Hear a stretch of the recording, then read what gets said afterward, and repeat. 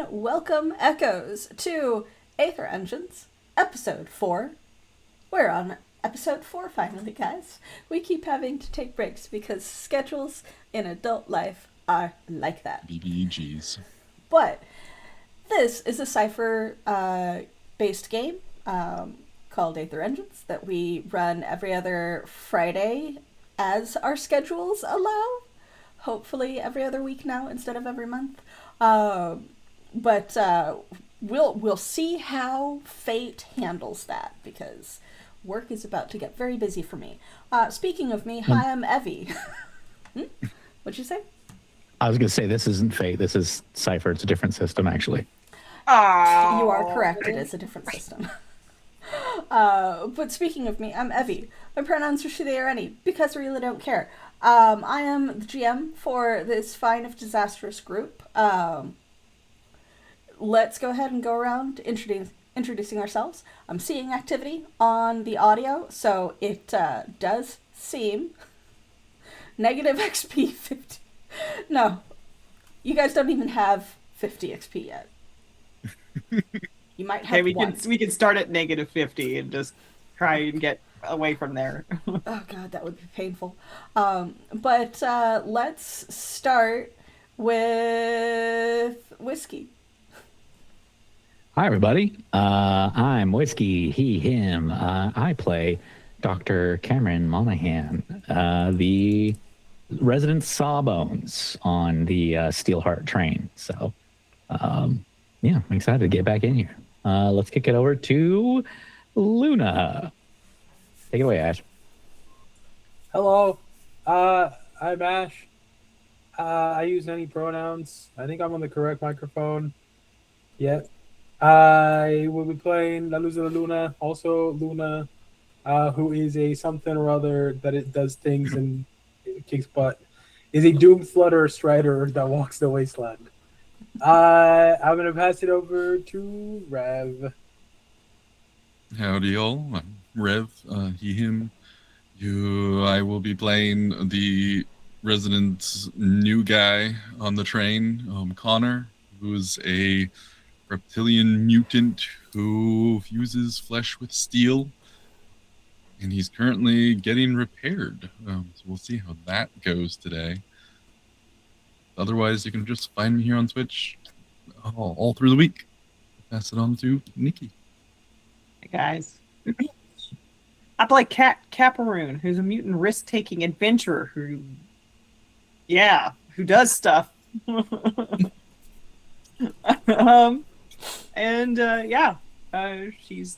She's real excited to be on this train now because her strange brother has shown up out of nowhere and has gotten himself hurt. It's an interesting time. And then maybe one day you'll see me here on Twitch. Maybe. I just want to say for anybody who's new to the stream, because I know that there's at least one new person listening in right now. Aether Engines is please feel free to correct me here, Evie, a post-apocalyptic North America after magical disaster, and we are traveling via caravan made of giant magic trains. Yeah. That's the basic gist of it. We are centuries post-apocalypse. There's a bunch of shit that is going on, a bunch of shit that has already happened, despite the fact that we are in episode 4. But yes, so a little bit of magic, a little bit of post-apocalypse, a little bit of disaster, but that's kind of who I am. But yeah, so it's a fun time. We'll call it that. At least for us, not so much for the characters.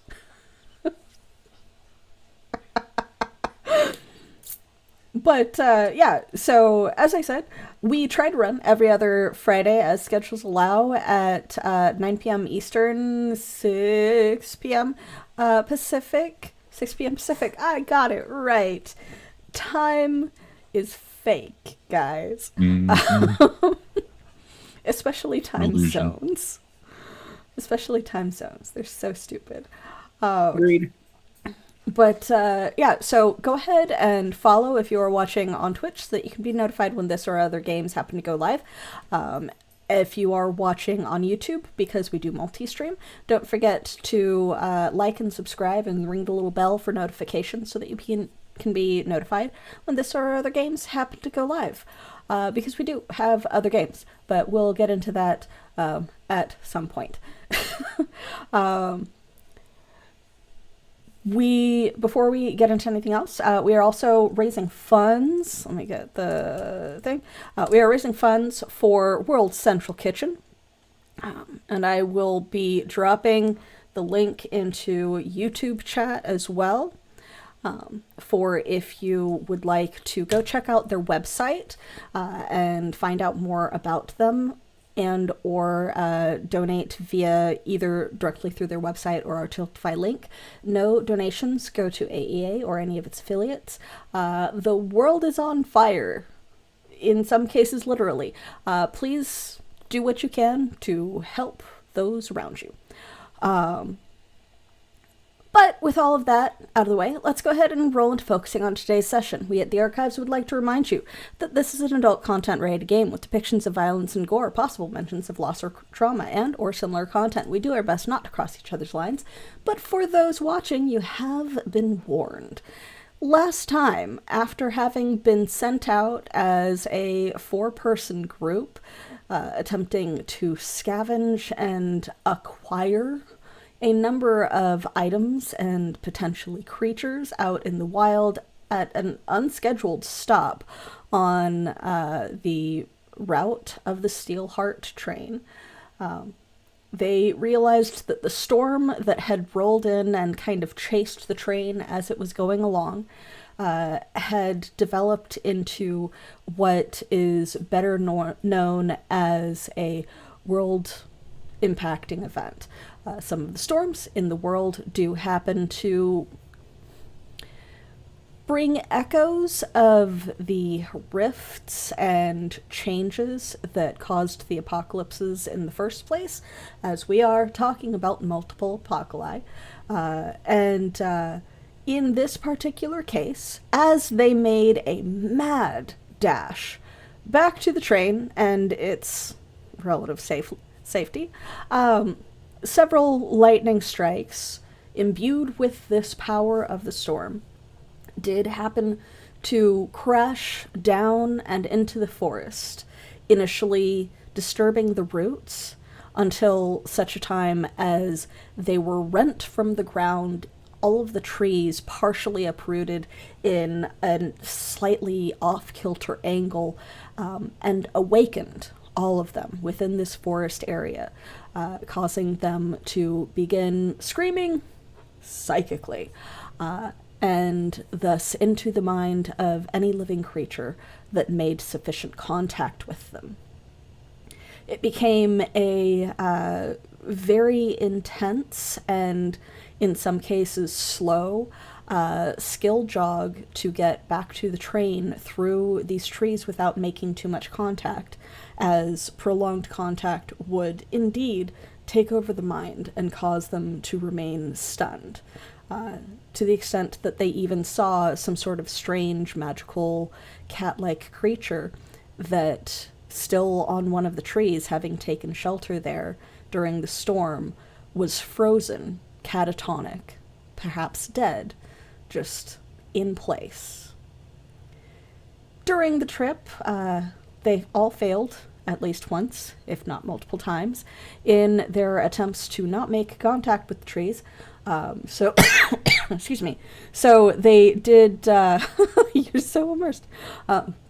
So they did, unfortunately, all get to experience the screaming forest as it reached into their minds and attempted to impress upon them the loss and the tearing away from home and from self that the trees were experiencing during this event.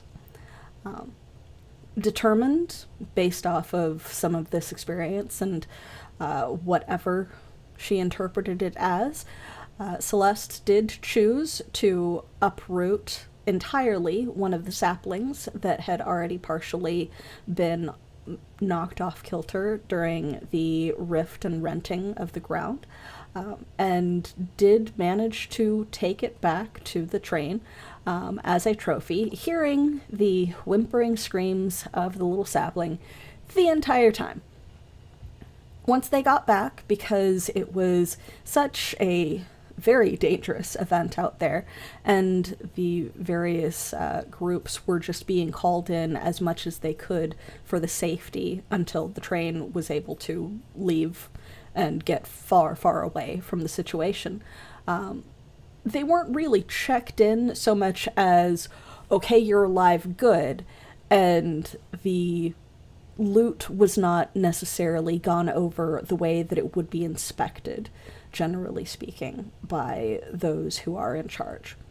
And as such, the group did decide to divvy up the spoils, deciding on what they would turn in versus what they would not.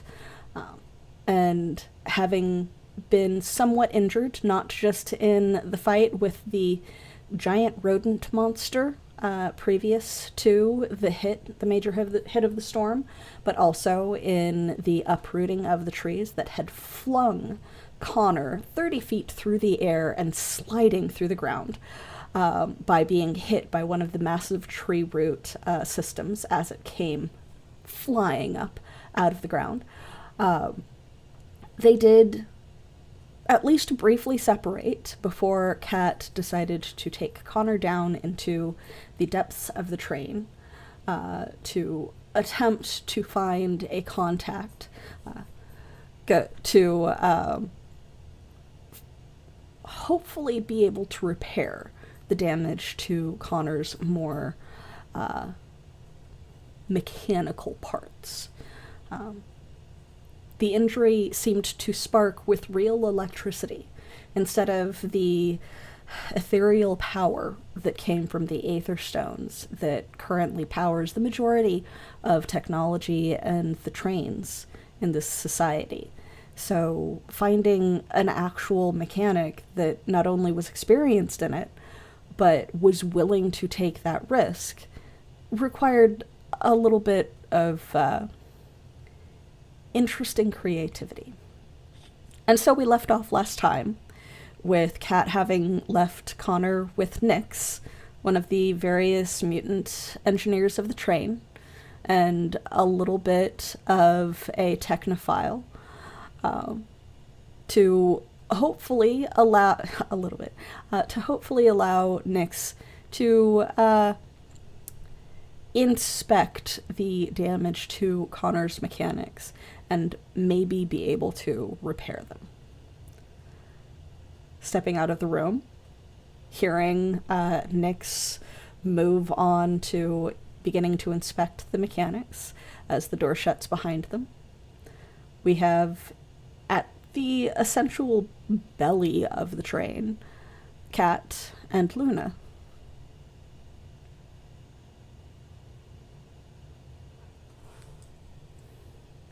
You're muted.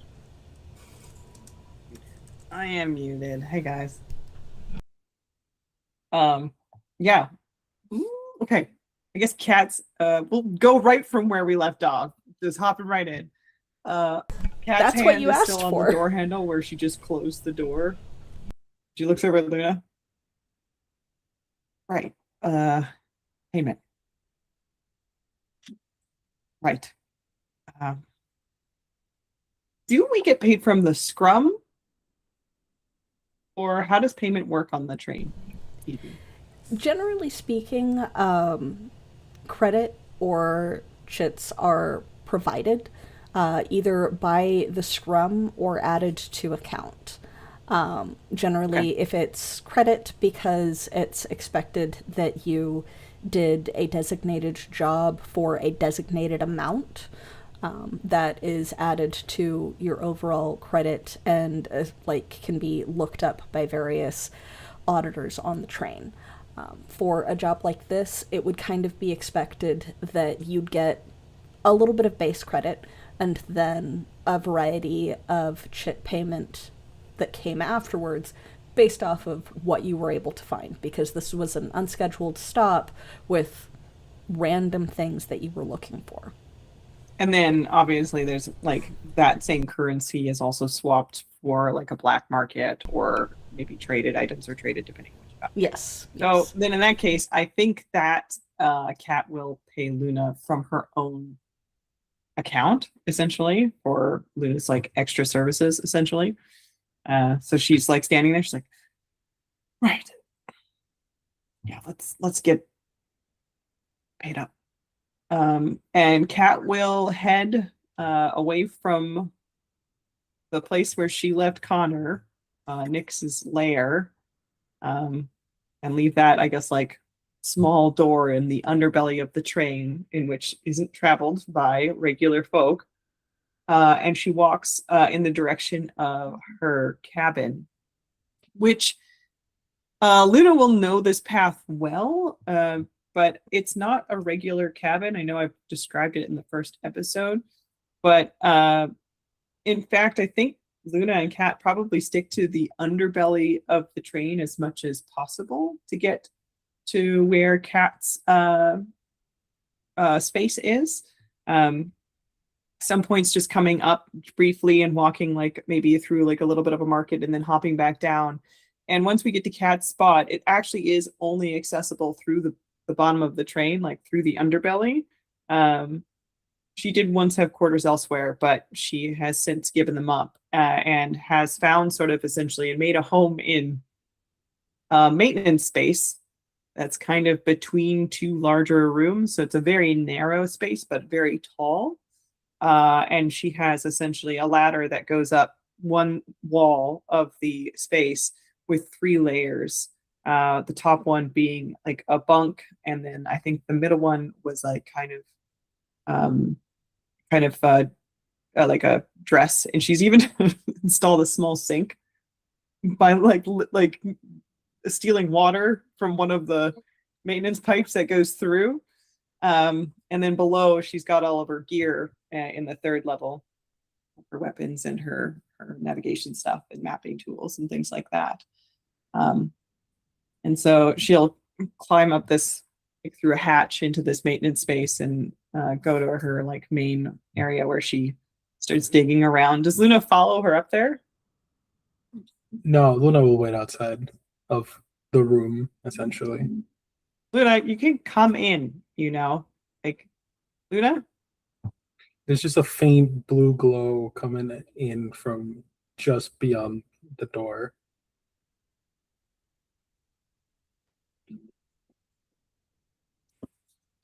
She goes through her stuff. How'd it go with your folks? Good. Good, or like a okay good, or like a bad good? Like, good. Oh, like a good. Okay, well that's good.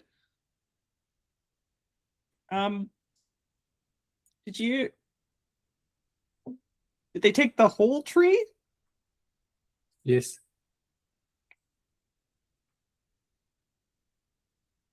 And it Well, was it was less of a tree and more like a sapling. yeah, the baby tree version of tree. Trees don't have babies. That's not what I said. True. Trees don't have babies. Oh, okay, Not sorry. threesome, not babies. Hold on. Let me just put my earbuds in a little further. I'm fighting with the captions. But you're like, okay, well, so it's good then. Is what good? Whatever they thought about it. In a good place? I don't know what they thought about it. And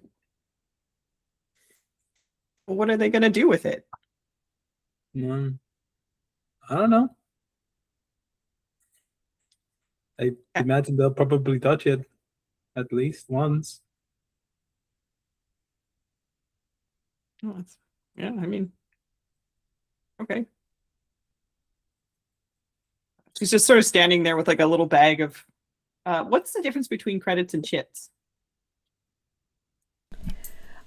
Credit is. There we go. Credit is essentially train funds, essentially. Like it can be traded for upgrades to living situation, favors, etc. Versus chits are sort of like on-hand money. You can exchange credit for chits, but generally speaking, a lot of people will save it for things that they want or need to improve whatever they need on the train. Got it. Kat's gonna stand there with the bag in her hand.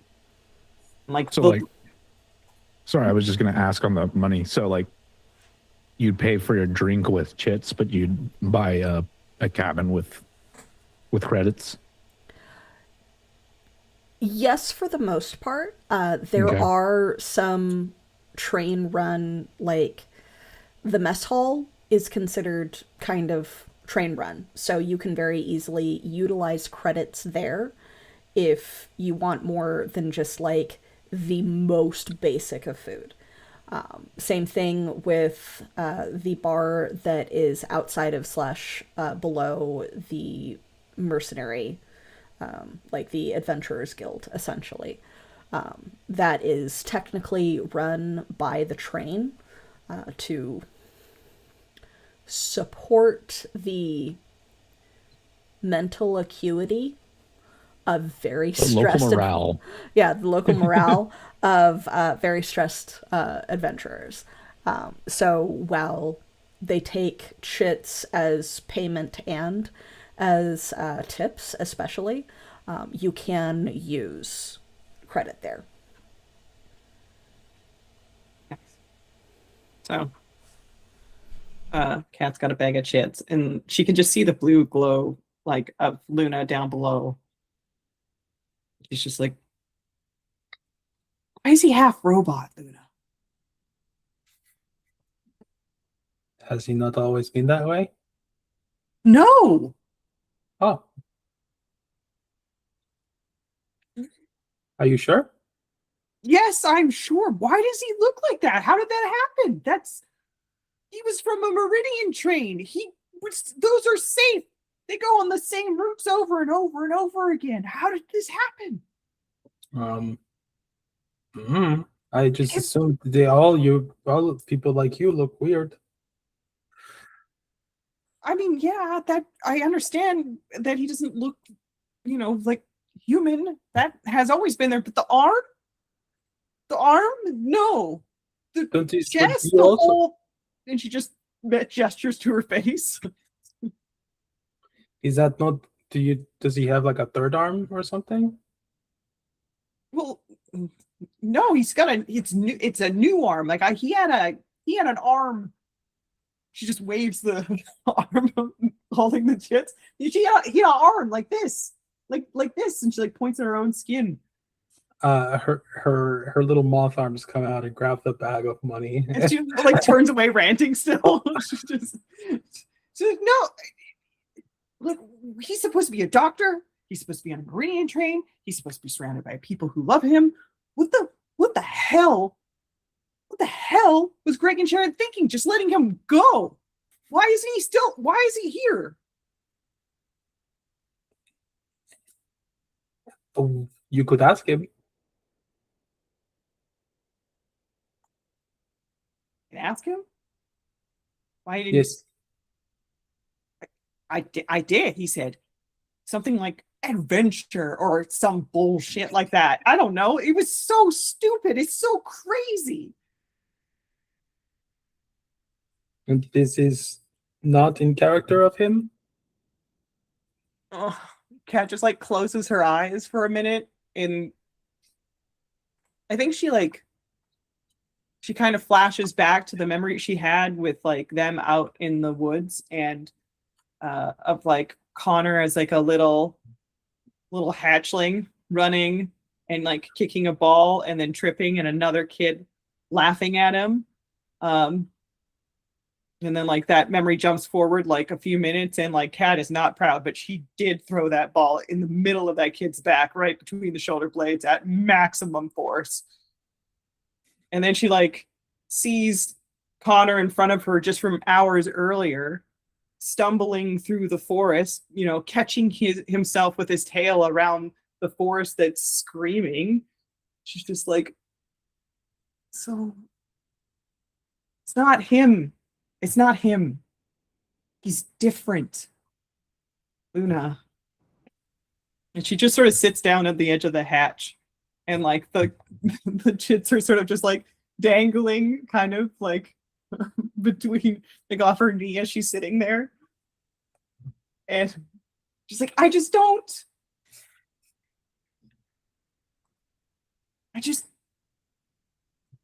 understand. And I think her memory like flashes to Connor too, like as like a little kid, and he's like 7 years old, and she's like, he's got like a really big shirt on, and it's T-pose. He's T-posing, and like Kat's got a bunch of pins in her mouth, that dress pins, and she's just like, you're gonna grow into it, like it's okay. And she's like holding an inch of material and like pinning it up to take it in. She's like, I'll be letting this out in no time. You're gonna grow, I swear. You're gonna be really big.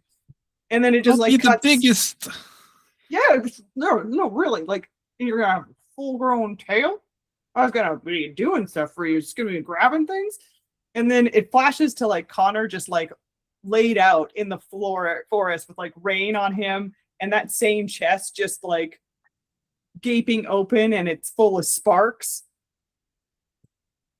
And she's just like, Cass is sitting there with her hand over her face. She's, I don't know. Anyway, I don't understand. I don't understand why he's here. He shouldn't be here. She looks down through the hole. Where's Luna? Luna is still just reaching with her little moth arms towards the money. Thanks, Luna. She like hands you the bag. It immediately disappears into her little figure. You should probably talk to him more. No, I don't think that's a good idea. I don't think that's a good idea. It never seems to bother you to talk to people before. I've never seen that happen. You talk. That's what you do.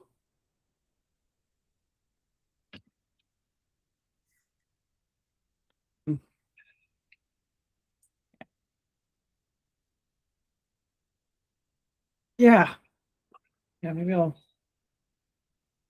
Okay, bye, Luna. She just kind of closes the hatch. I scurry away.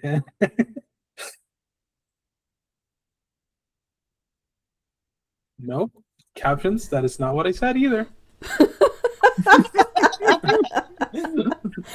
The captions are out for you tonight. They fucking hate me. They are out for you tonight. Okay. So, Whiskey. That's we me. Unfortunately were missing you last time. Yes. So, was there anything that you wanted to add or do in regards to that initial run back or the distribution of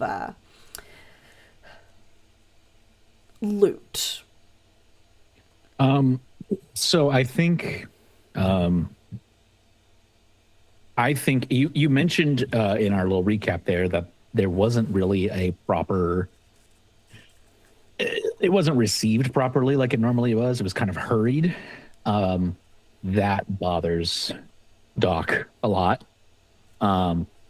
He's a very by the book kind of guy. And so I think he actually helps organize the receiving of the stuff that they brought in. When he sees it kind of just getting like stuffed away, he's like, no, hey, we got to do the right forms for this. All right. You make sure we put that down. That was on our list. We went out there and we did that. Okay. Make sure we get the credit for it. They brought those. you make sure they get the credit for it, okay? I don't want to see any of this kind of just getting lost in the trash here, okay? All the while he's still like got this seeping bite mark from the giant rat gopher thing we fought. So yeah, I think it's very par for the course for the doc to be like, no, we just risked our lives for this. You're not going to just kind of like shove it into a box and sort it out later. Like, so regarding the recap, Kat handled the we are going to give this much to the train and keep some for ourselves is what I meant about that. They haven't actually collected anything train-wise of what needs to be handed in. It was such an unexpected emergency that the collection of items was not actually done at all, because the train was prioritizing getting any survivors back to the train so that it could start moving, and kind of expected that with the situation and the fact that it was a task just to get back, that a lot of what had been gone out for would probably end up be lost in the process. Okay. If that's the case, then Doc does not keep anything for himself.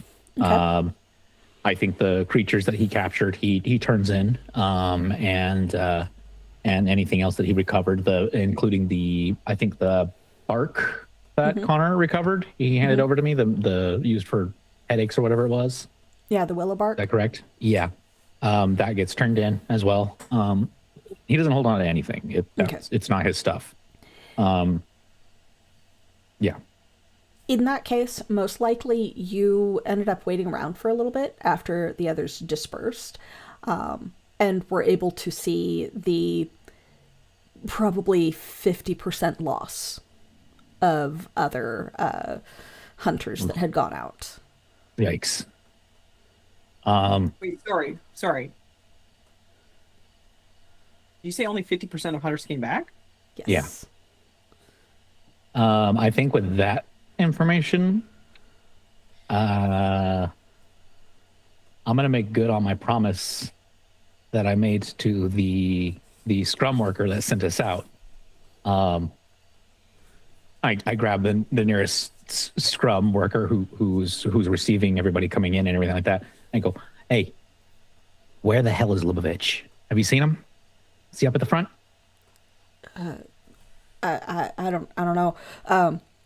You ain't seen him around here lately? No. All right, that's fine, pal. That's fine. You keep working. Because he's busy like half listening to you and half looking for anyone else that might have news or be coming back, because all of the parts of the train that open up and begin to settle themselves for a longer stay, the way that they had when you first stopped, essentially, are at the moment starting to be folded back in with the intent of the train now moving. It has been maybe an hour and no one was ready to receive your stuff because they were prioritizing trying to spot anyone moving. And they have only gotten maybe 50% of the workers back. And so this last guy that you managed to be near, essentially, is still just hopeful lookout for anyone else that happens to be stumbling back. Okay. Then, if that's the case, like I said, I'm going to go try to talk to Lubavitch. I know no one ever talks to him and no one ever gets to speak to him. Okay. But I think Doc's pissed. And he wants to see the manager. Okay. So all right, Karen. So yeah, he's pissed. Hey, you can laugh. People died. Oh yeah, a lot of people died. There's a lot of corpses out there in the woods right now, and Doc's pissed about it. Probably around 100, actually. Yeah. So he's gonna go figure out what the hell is going on. I'm gonna go try and find the train leader, because this dude, we need to know what the hell's going on. Okay. Do you just shove whatever loot you still had with you at someone, or do you carry it with you? No. I turned it all in. Well, as soon as we got back, I don't want any of that stuff. Okay. The stuff that recovered, that was part of the scrum recovery. So So Hold on. Hold on. Yeah. If Doc was like, I don't know who to hand this to, Cal would be like, I'll take care of it. Like, she would have taken it from you, man. then yeah, I would have given it to Gat. Okay. Excellent. Cat takes 100% of the goods. Okay.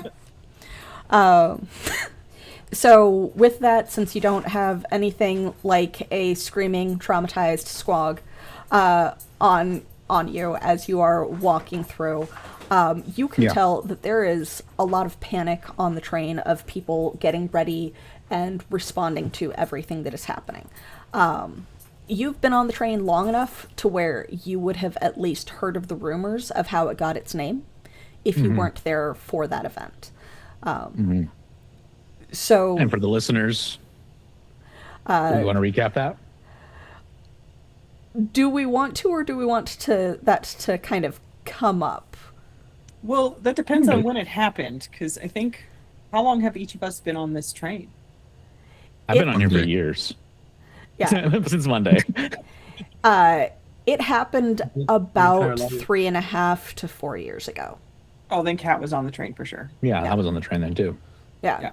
I think this has been Luna's life for her home. Yeah, so since- the only player that doesn't know the history of why it's the Steelheart would actually be Connor.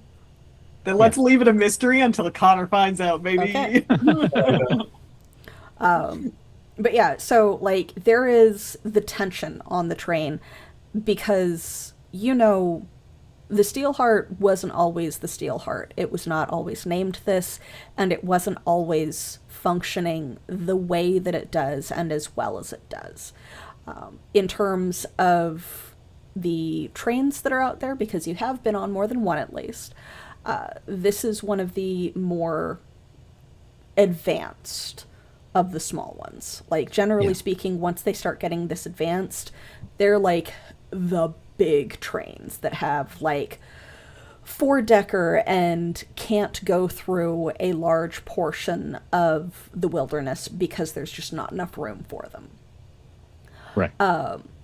So the fact that this is this advanced is related to one of these altering storms.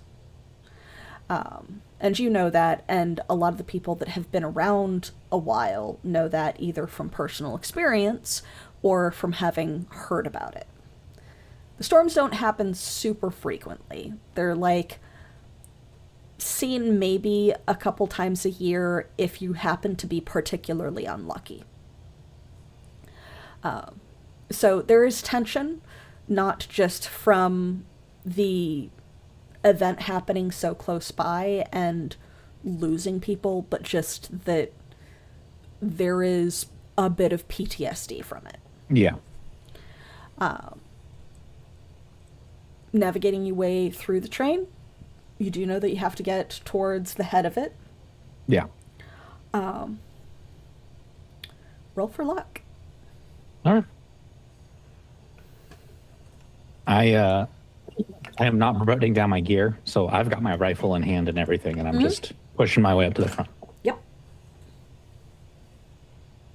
That's a 16. 16. All right, so as you work your way forward, the majority of the people that kind of are the peacekeepers on the train also work for the scrum, which means that because they are handling the situation at hand, you are in luck.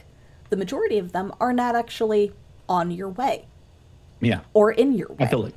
I feel like Doc would know that too, considering how long he's been on the train.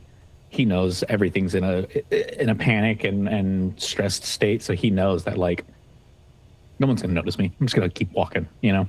Okay. Yeah. Walk like purpose, and you will get to where you're going, generally speaking. Yep. So as you work your way through the train and you get up to the cart that the scrum is actually in, the location of the guild where you pick up missions if they are not just sent to you, which the majority of the time you end up just having them dropped on you. Right. You notice that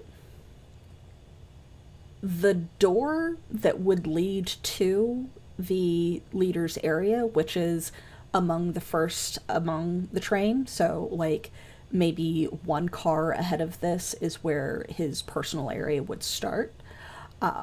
Generally speaking, that door is locked tight, and you have to be fairly advanced or have a reason to be beyond this car.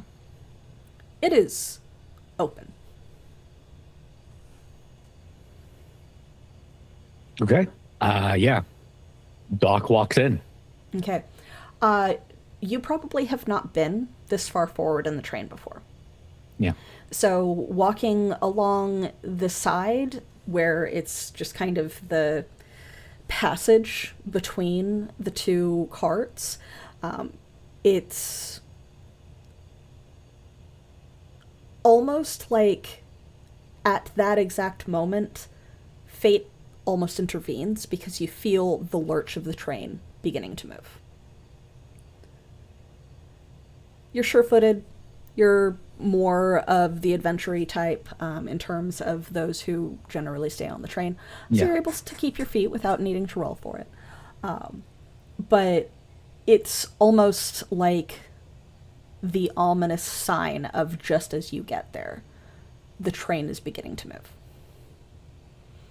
Walking into the next part, you see a large collection of people, each seeming to be major personalities on the train, if not in charge of various sections, that all seem to be arguing.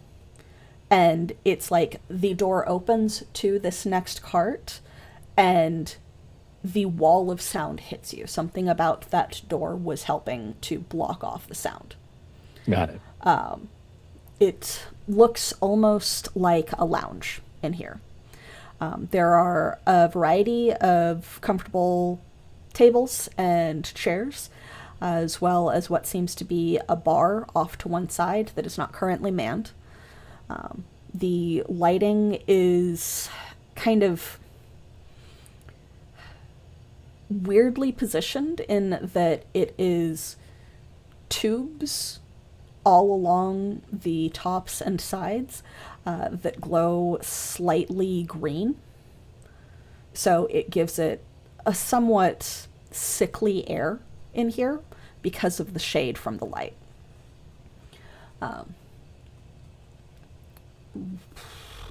You said there's a large group of people Yeah, they all seem all arguing and yeah they all seem to be arguing, and it is a wall of sound that they are arguing that hits you. Do I see Lubavitch? Roll for perception or awareness. Okay. I think I am perceptive, so that would be eased. I am trained in perception.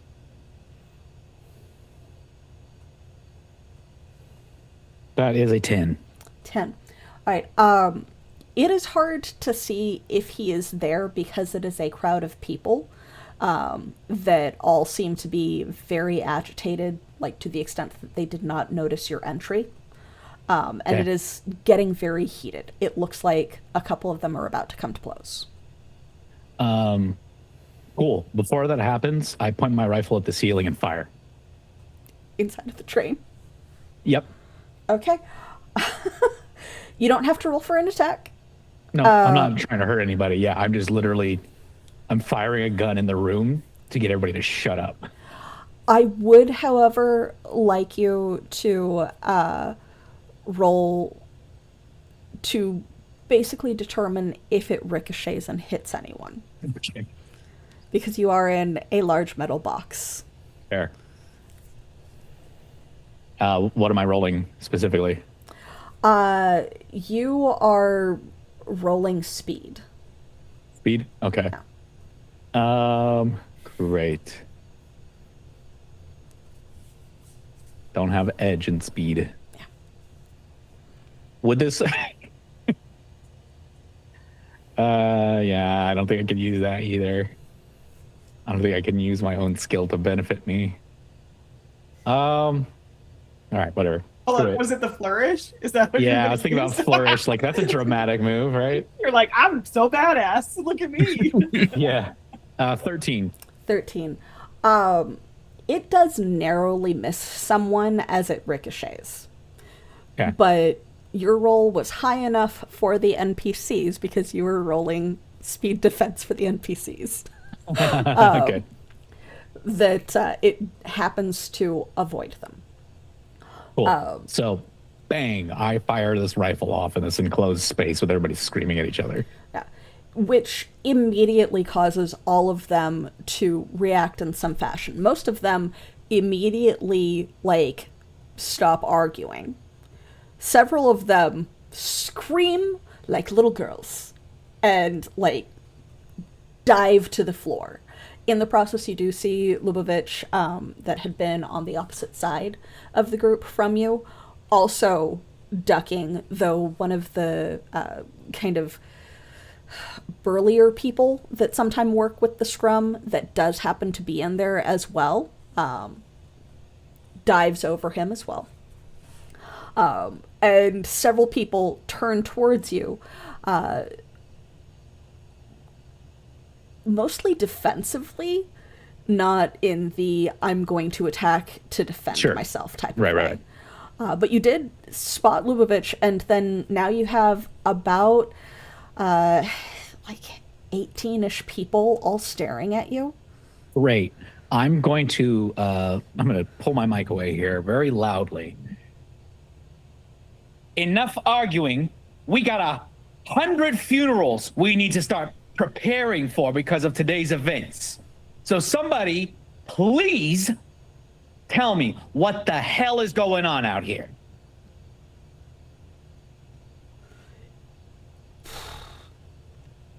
Are you attempting to intimidate or persuade? I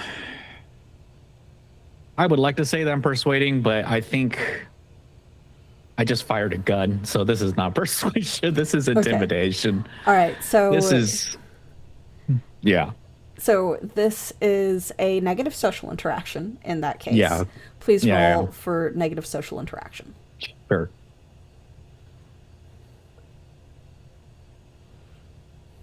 I'm going to use my cipher that I was gifted from Juliana, and I'm going to re-roll this if that's okay.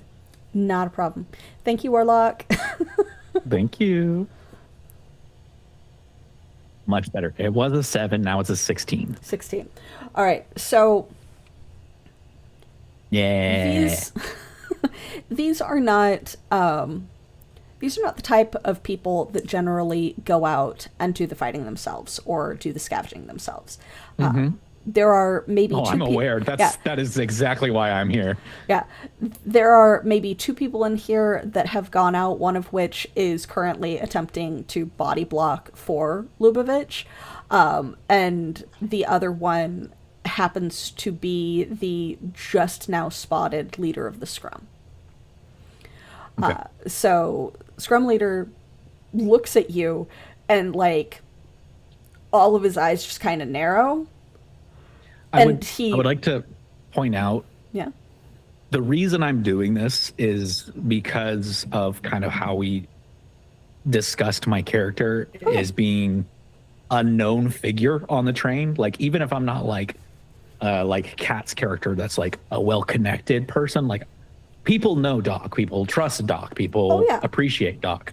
So I'm coming in here mad and I'm causing a scene for a reason here. So I just want to preface that. That I do get.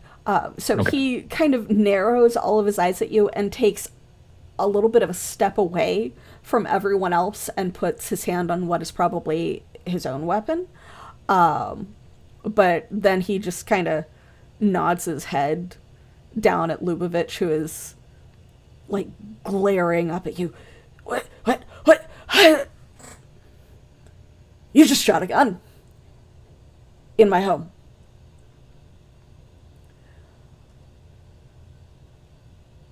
You can be angry. I can understand that you are being very angry right now.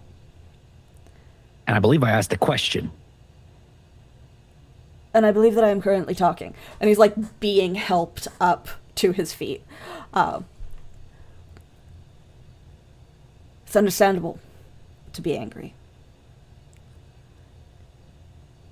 I'm just but gonna. You don't I'm shoot just gonna, a gun inside of my home, inside of my train. As he's saying that, I'm just going to slide the rack back on the rifle of my bolt action rifle, and there's another bullet loaded. But I just stare at him.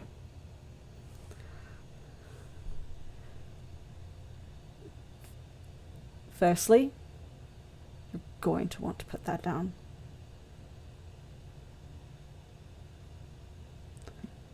I put it down, like on my side, holding it still. Okay.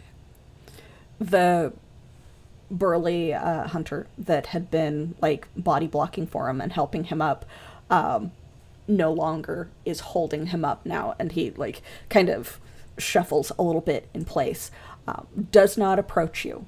And when the guy that is essentially, you're able to now discern probably someone that either works for him or is in his inner circle, goes to walk up to you, he like clutches his arm and keeps him close by. There's every reason to be angry, as you can tell that we are all angry. No one knows why this happened. It's a surprise. No one knows why this ever happens. And I would like everyone to calm their fucking asses down. I'm Crystal. Perfectly calm, perfectly clear. And you're shooting a gun inside of my train. Oh, yeah, somebody had to get you all to shut the hell up. Sometimes allowing them to yell their little concerns out, and there's a lot of really bitter looks at him with that phrase. Yeah. Allows them to de-stress enough to think. Are Sometimes you shooting de-stressed people enough is easier.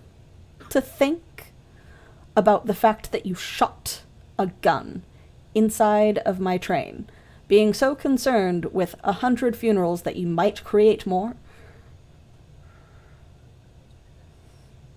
I'm still just staring at him. I want to paint the picture here. My leather jacket is half on right now. I've got one arm through the sleeve.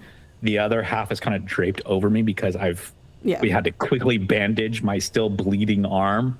And I'm just sitting there holding the rifle. And I'm like, you're saying a lot of shit and not saying anything, Lubavitch.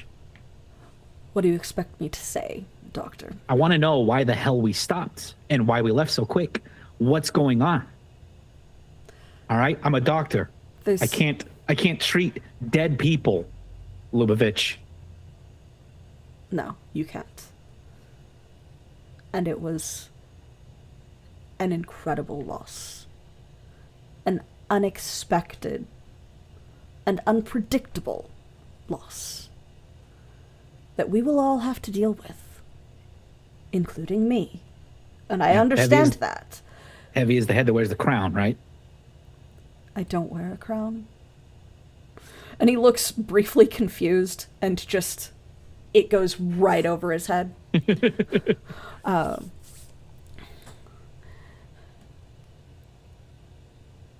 There's something important that we and everyone that goes out understands that we all risk our lives for.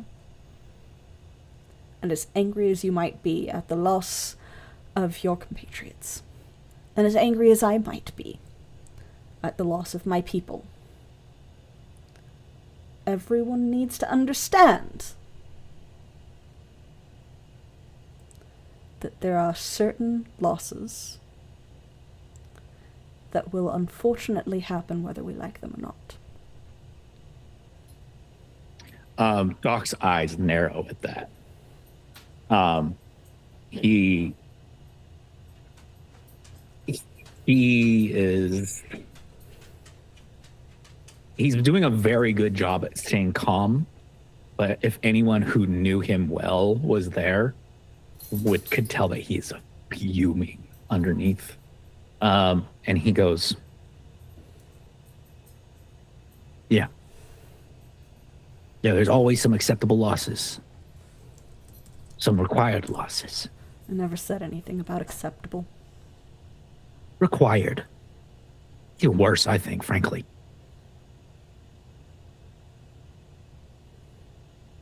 But sorry for interrupting your little meeting here in the train car. Yes. Well.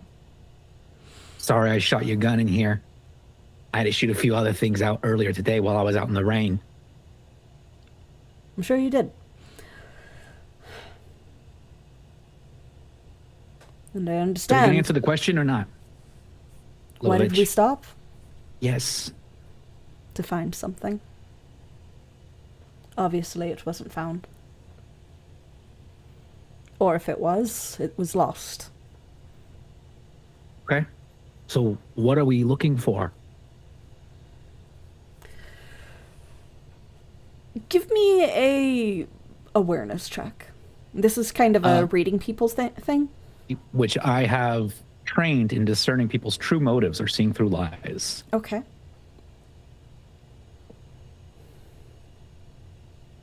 Ooh, that's an 8.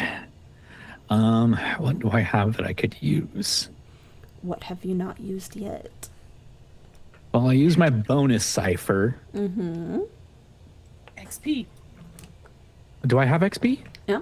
Do you have any? I do have action XP. I have 2. Yeah, you have XP, and then you also might have ciphers left. I'm not sure if you used them in the fight.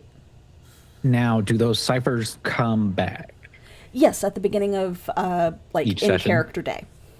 in character day? Okay. Yeah. Then I'm going to use one of those ciphers. Okay. Do I have to specify which one?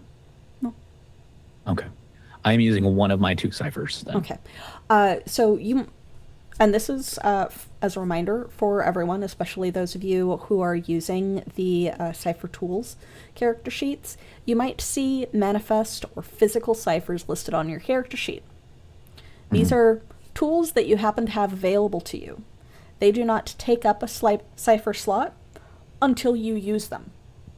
So those okay. are just kind of like having a potion on you in D&D.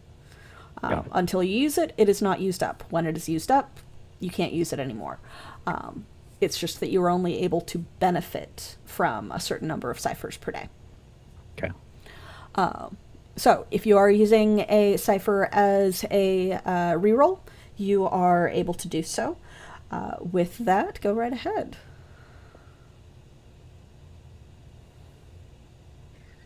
Well, not much better, but still a little better. 11. Okay.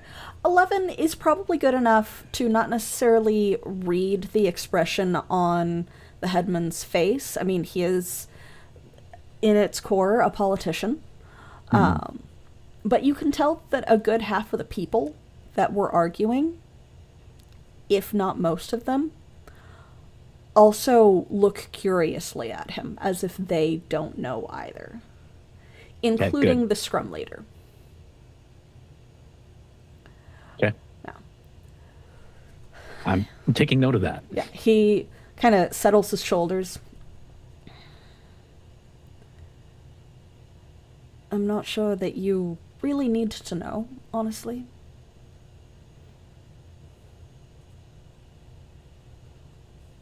I don't need to know? It's not related to your research. Okay. So next time we stop, are you going to go get off the train and go get it? Or are you going to send out more scrum, like me? I'm going to send out more scrum because that's their job. Great. So do you want to tell me what we're looking for then, Lubavitch? No. See, All right. finding unique things can be rewarded. But being sent for unique things in itself is also a reward. And as wonderful as it is to have someone of your intellect and your research on the train, I don't know that I can trust someone who is going to open fire. At least with innocent people around that can be injured. Well, the difference between you and me is that I can fix them if they get hurt. And that makes it better, doesn't it? Strangely enough, it does. So when you send the next group out to go after your secret object, call me instead, because the special reward that those 100 corpses all have offside the train now ain't helping them much. So send somebody who gives a damn next time. All right? I'm done here. Y'all have a nice day, okay? I got to go treat this wound for sepsis now, if you don't mind. And with that, Dr. Monahan storms out, and I slam the fucking door behind me. Do you stay to try and hear anything through the sound blocking door? Absolutely not. Okay. Absolutely not. So give me a this is a very, very high DC for your perception, but you are trained in perception, which means that it is possible for you to have overheard something being said during the argument when you first opened the door. That was a 9, so no. Yeah. Because you are trained in perception, it made it possible. That means that it dropped it to a 6. Yeah. But yes, so unfortunately you didn't catch anything of what they might have been arguing about before you left. And unfortunately you were not able to acquire information as to what exactly it is that this man is looking for. No, but I think the doc needed to say his piece, and he said his piece, and I made it clear to everybody in that room how incompetent Libovich is being right now. Oh yes, it was noted. Yeah, it was definitely noted. Where are you going after your encounter with the politics of the train? I'm gonna go back to my clinic. Okay. I'm going back to my clinic. Treat this wound, but also I'm probably going to go follow up on Frank and see how Frank's doing with his injured ankle. Okay. Frank is alive. He definitely wasn't one of the ones that went out because of the ankle. Happy for Frank. But yeah, so going back, the clinic is very, very busy because the 118 people that did come back, most of them are injured in some fashion because of everything. I think when I get back to the clinic, instead of treating myself, I start treating patients. Yeah. That will take you the majority of the rest of the day, simply because of the number of people versus the number of clinic have a good night, everybody. I'll see you all later. Thanks for tuning in on the stream. I'll catch you all later. We are about to go through a little bit of a time jump. The day continues. The train moves on. By the time you felt the lurch of the train beginning to move, Kat and Luna, you had already also separated and were left to whatever devices you wanted. It is a strange feeling kind of that lingers with most of you after having encountered the situation out in the forest. Whenever you do happen to go to bed, if you go to bed, please make an intellect roll. And this is intellect defense.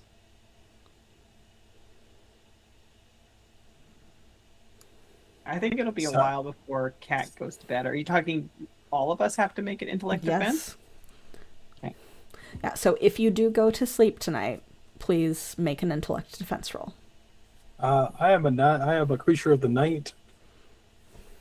Mm-hmm. So I will not be sleeping this night.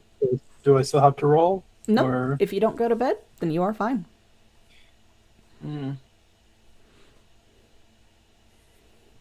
I think I don't know if Cat. I go to bed. Yeah. I don't know if I go to bed because I've got so many patients to treat. Yeah.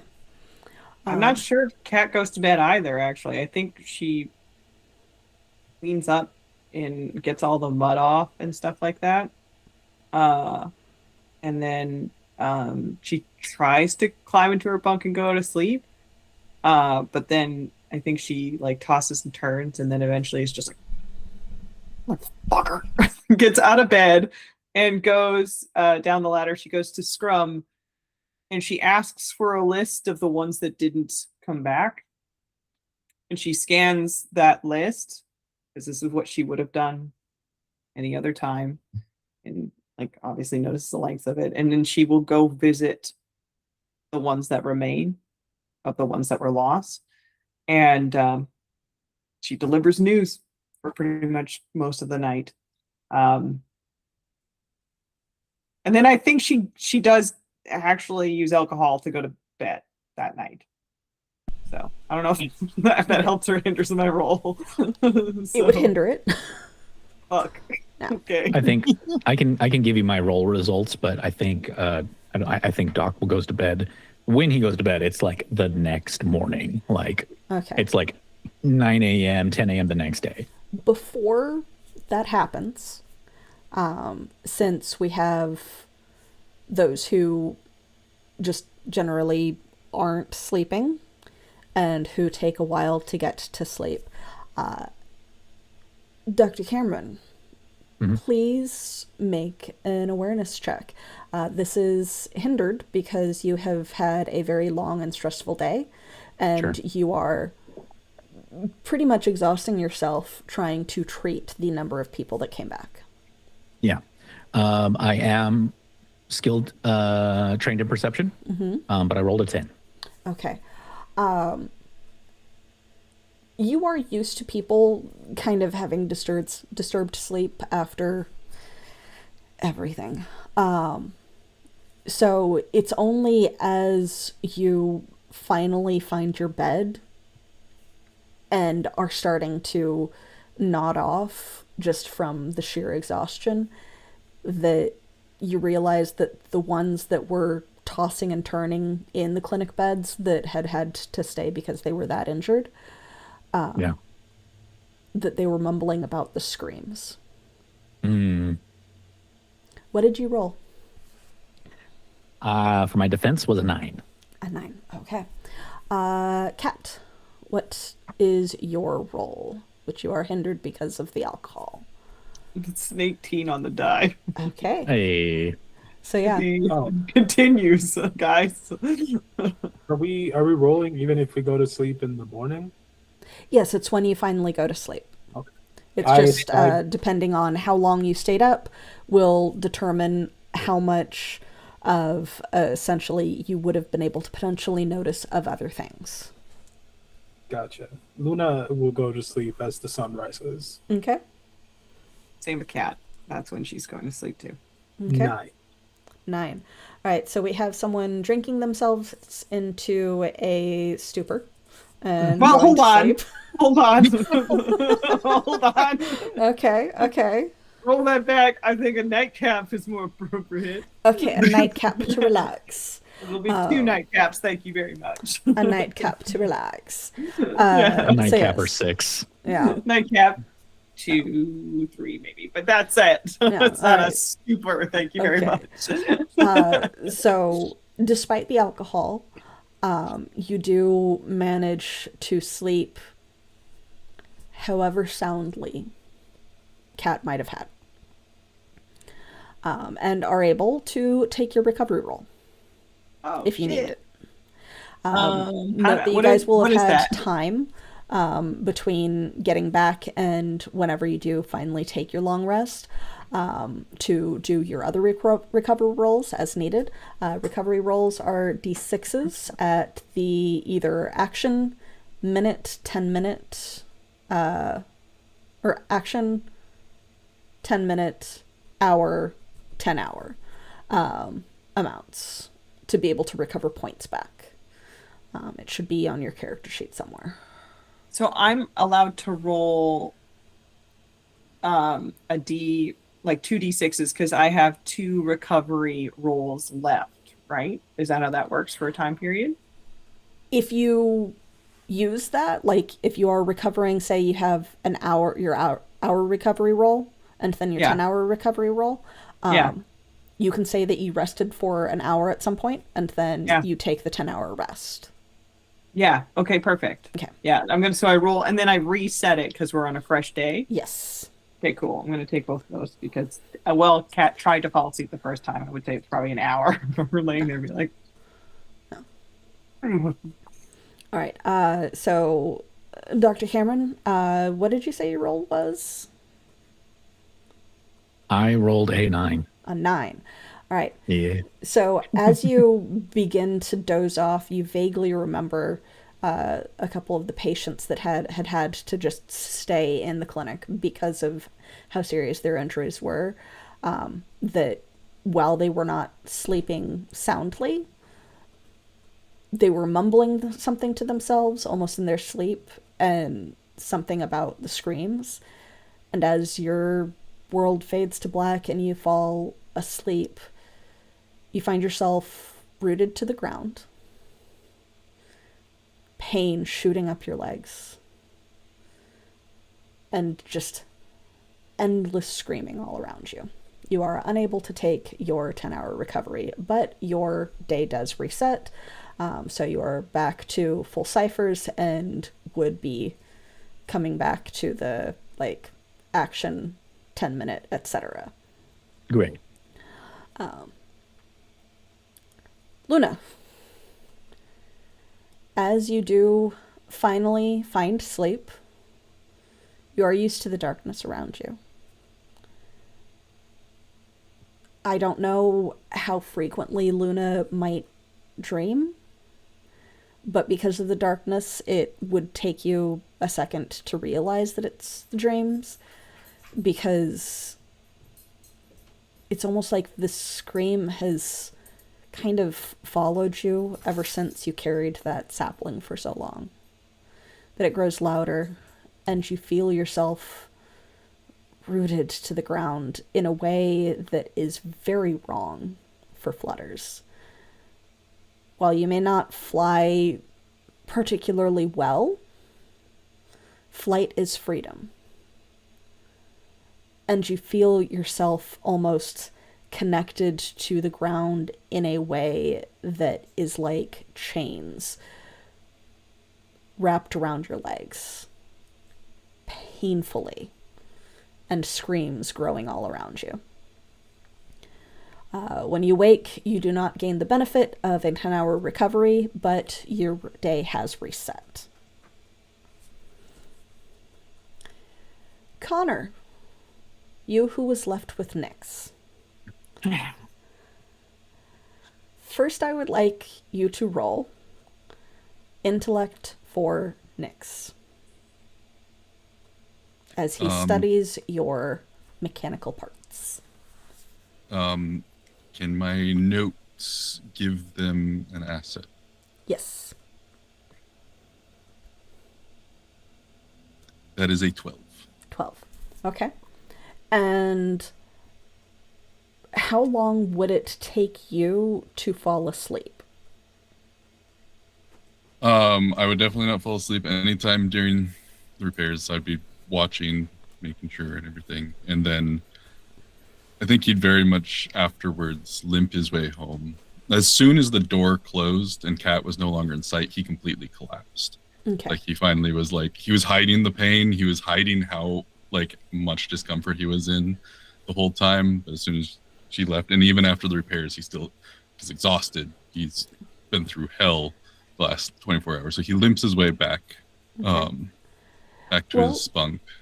Nyx would have taken his time studying, because as far as he could tell, you were not in pain necessarily, and it is shiny new electrical device for him to learn. So he will take probably a full 3 hours to study just your notes and compare them to your body. And you'll also notice him writing secondary notes off to the side, in contrast to what you might have noticed. But eventually he will get around to attempting to repair you.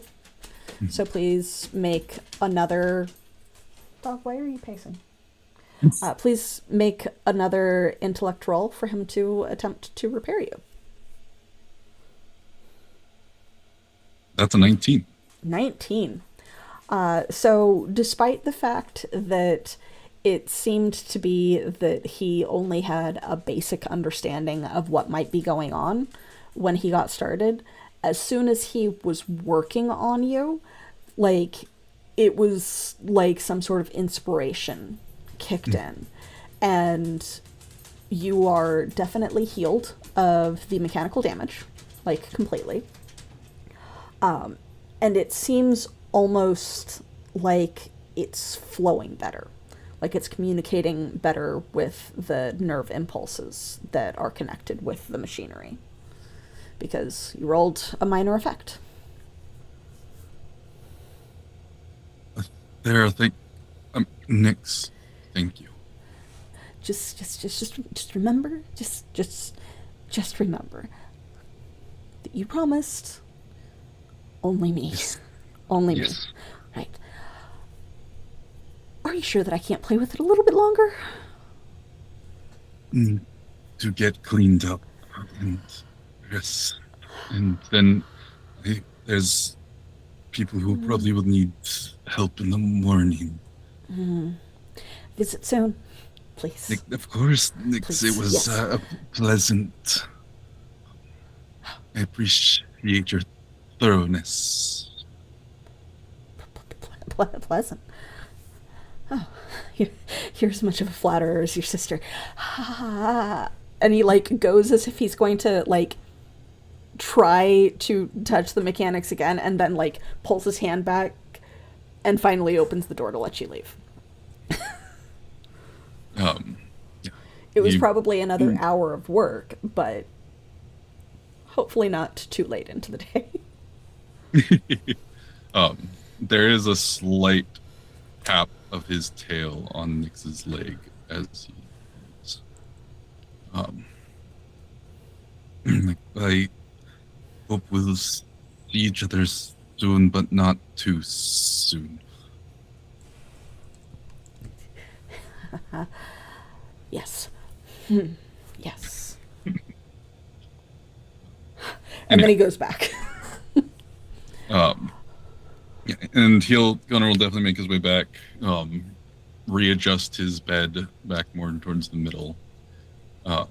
And as he preps for bed, he actually puts a fresh handful of pages on his bed as he lays down, right where his robotic arm would lay, and he puts a pen in it. And then he will drift off to sleep. But Samson, if he was there at the time, would notice his arm just starts going, in writing, in drawing on those papers as he sleeps. Okay. As he processes everything that happened the day before. And I rolled the intellect defense when he told everyone to. Yep. I used a cipher to re-roll because I rolled a 3, and I got a natural 20 on my second. All right, so you do gain the benefit of the 10-hour recovery if you choose that you need to roll it with the natural 20, because that is a major effect. You do still dream. You dream of being a giant. A kaiju with your swinging tail, stepping through the forest as it screams beneath you, and see far in the distance what seems to be some sort of strange shimmer, like a disturbance in space. Definitely in the dream, he's tending into the forest like he would his garden. Trying to I'm sorry. Give this intrusion, and he's trying to tend to it, but yeah, he sees that shimmer, and there's definitely that curiosity kicks in. He starts making his way towards that. From it, you smell almost ozone and heat as you approach. Tropical plants.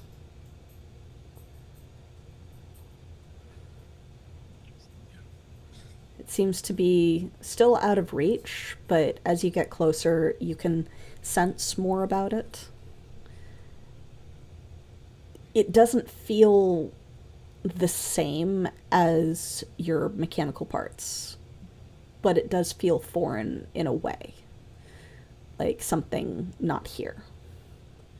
Like the legendary rifts that people still tell tales of.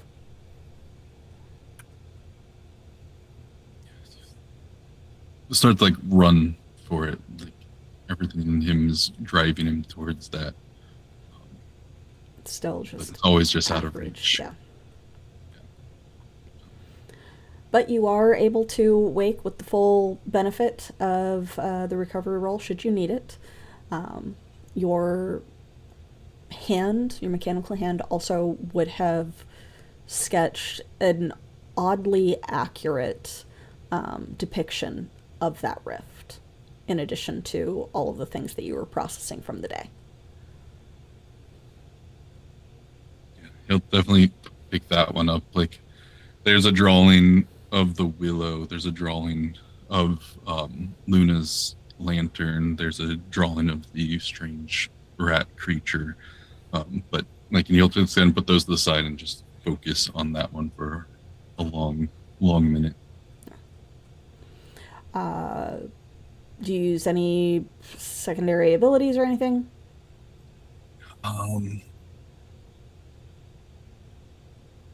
Everything right now I can use. I'm studying putting that image to my permanent memory.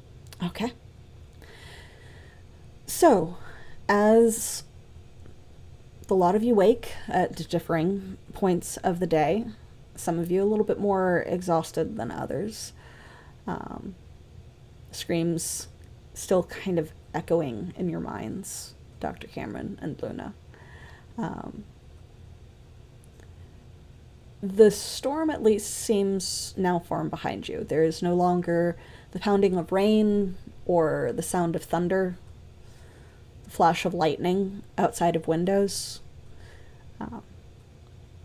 The train has definitely moved far away from whatever was happening there. It would kind of take a navigation or tracking check to determine how far and or where you might be on various paths, but you're awake. It is a new day. And at least 2 of you slept decently.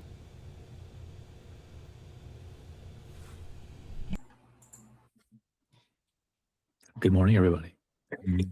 Yeah, Wait, gonna what time roll is it? stuff away. What time is it? About 10 hours from when you would have settled in. Not necessarily gone to sleep, but settled in. Okay.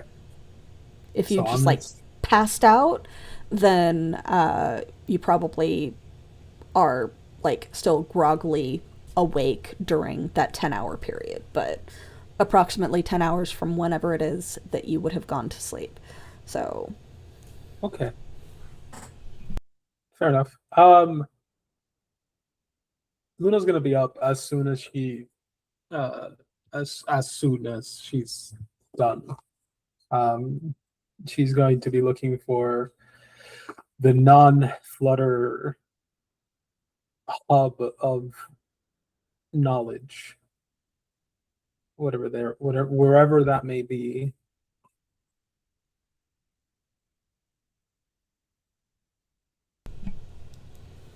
so like social gathering spaces, or are you looking for one of the research centers, or Oh, like no, what she doesn't type like of talking to knowledge? people. Yeah, what type of knowledge?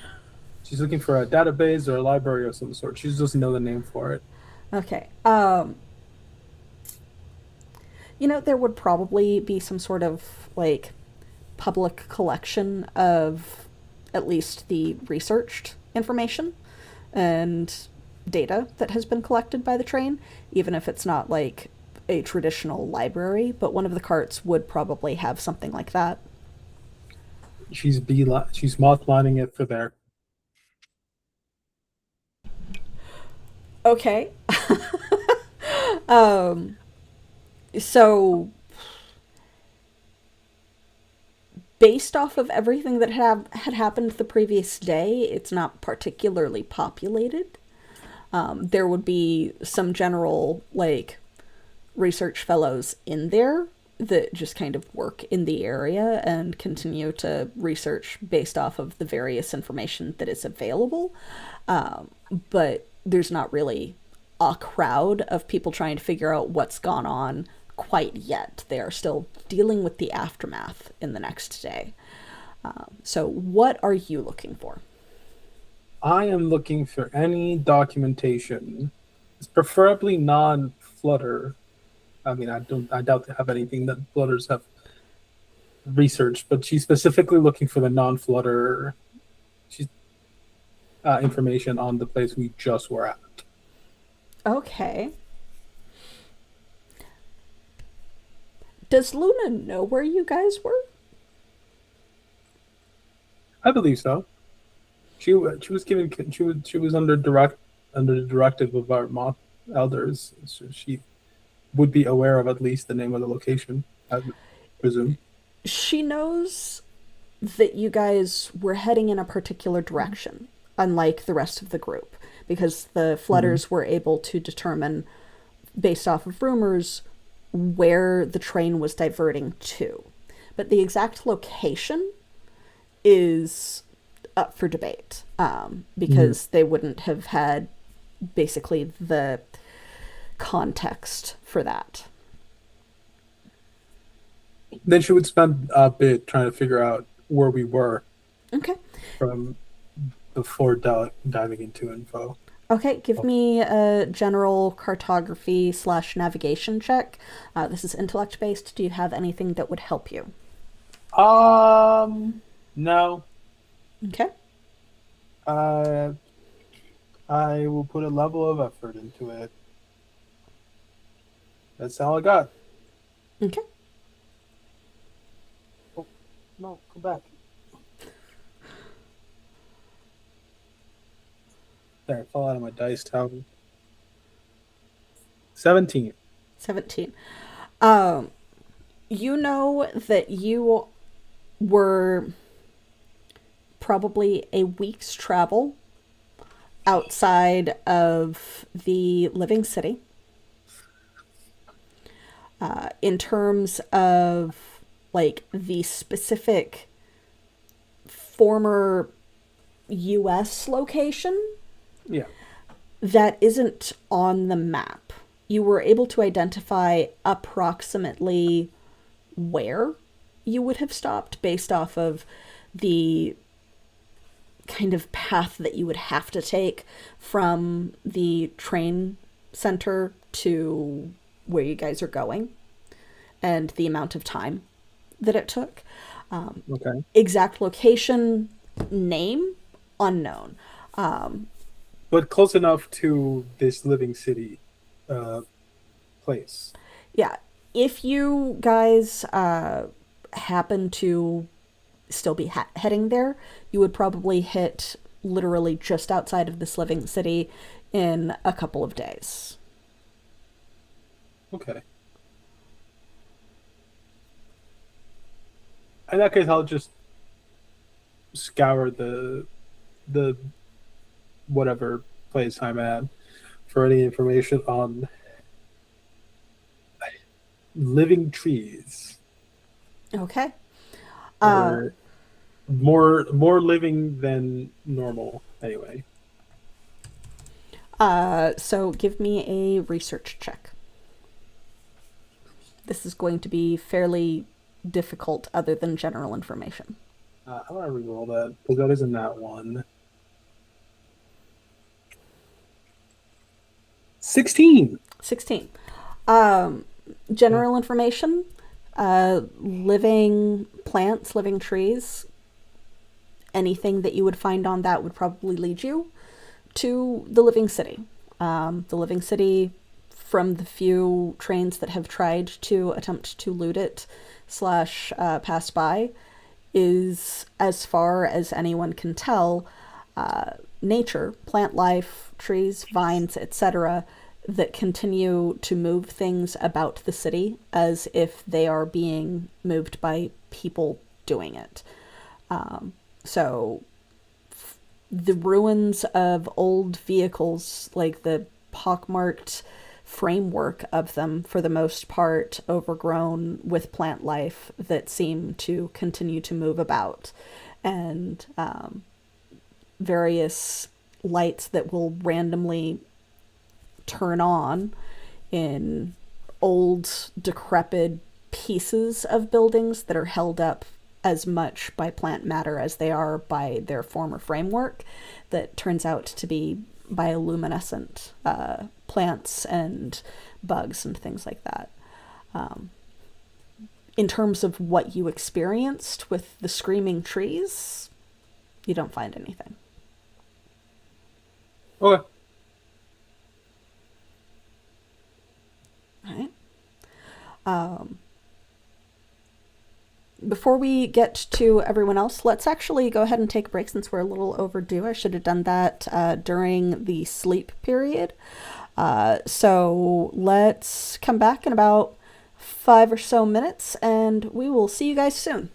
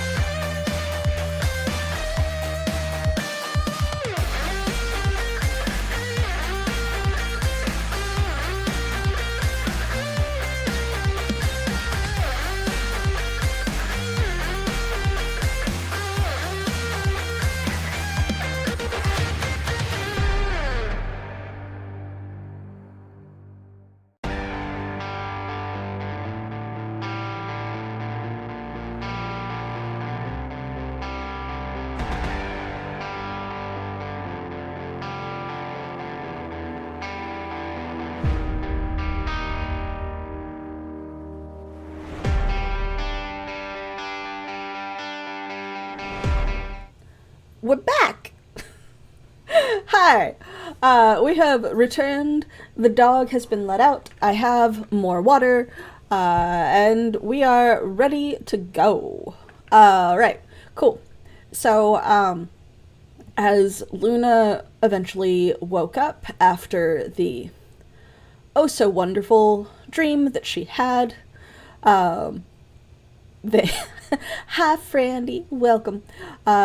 She did eventually seek out the public research materials center, essentially the not quite library that exists on the train, which is a full by the way, 2 stories of the train high, so it is both the bottom level of the cart and the top.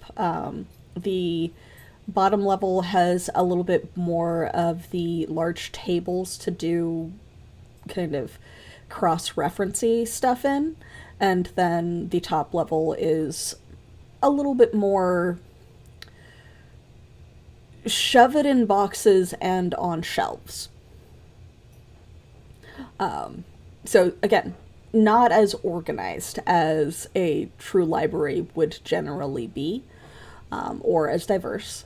But you got information to an extent, not to the full extent that you might have wanted, but you got some information. We will jump over to someone else. Connor, I believe that you actually went to bed at a semi-normal hour, so what have you been doing since you woke up? Yeah, he wakes up and organizes all of his nighttime drawings and notes. Studies that one picture for a while, but then he's like, he's got to do his due diligence. He's still new on the train. He still has jobs, and there was a lot of people hurt. So he makes his way to the clinics to do a shift there, knowing that that's probably what he should be doing. Okay.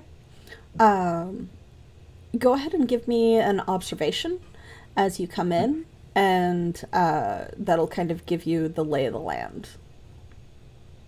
That's going to be a 17. 17. The initial emergencies have been handled, because that was mostly handled the previous day. Possibly somewhere that you should have checked in the previous day, but you were also injured and tending to your own repairs. But at least letting them know where one of the surviving medics had gone would have probably been a good idea. And that impression is given to you very heavily by Nurse Joy when she notices you. But right, Ash wasn't here when we got to see the clinic for the first time in episode 1. Yeah, the nurse's name is Joy. Listen, I panicked, okay? I panicked on the NPC name.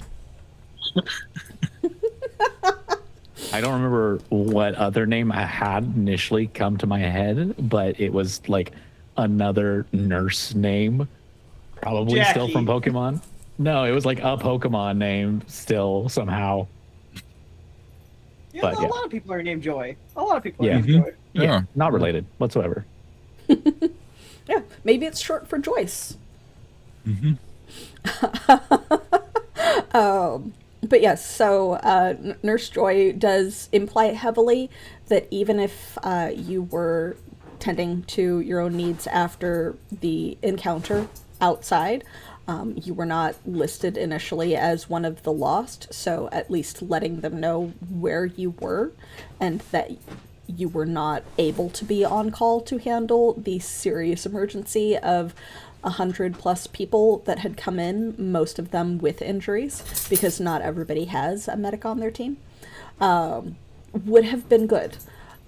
And it's that kind of disappointed mother type of lecture rather than coworker. Mm-hmm. But eventually, while giving you this full, like, rundown of what you should have done, eventually you do come to one of the more serious cases that had to stay. And she sets you to basically just monitoring them because they have not woken up yet. Oh. Okay.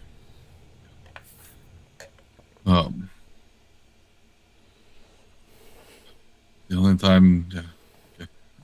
Yeah, he will go about it. He will get all his diagnostic tools together and start checking on this individual.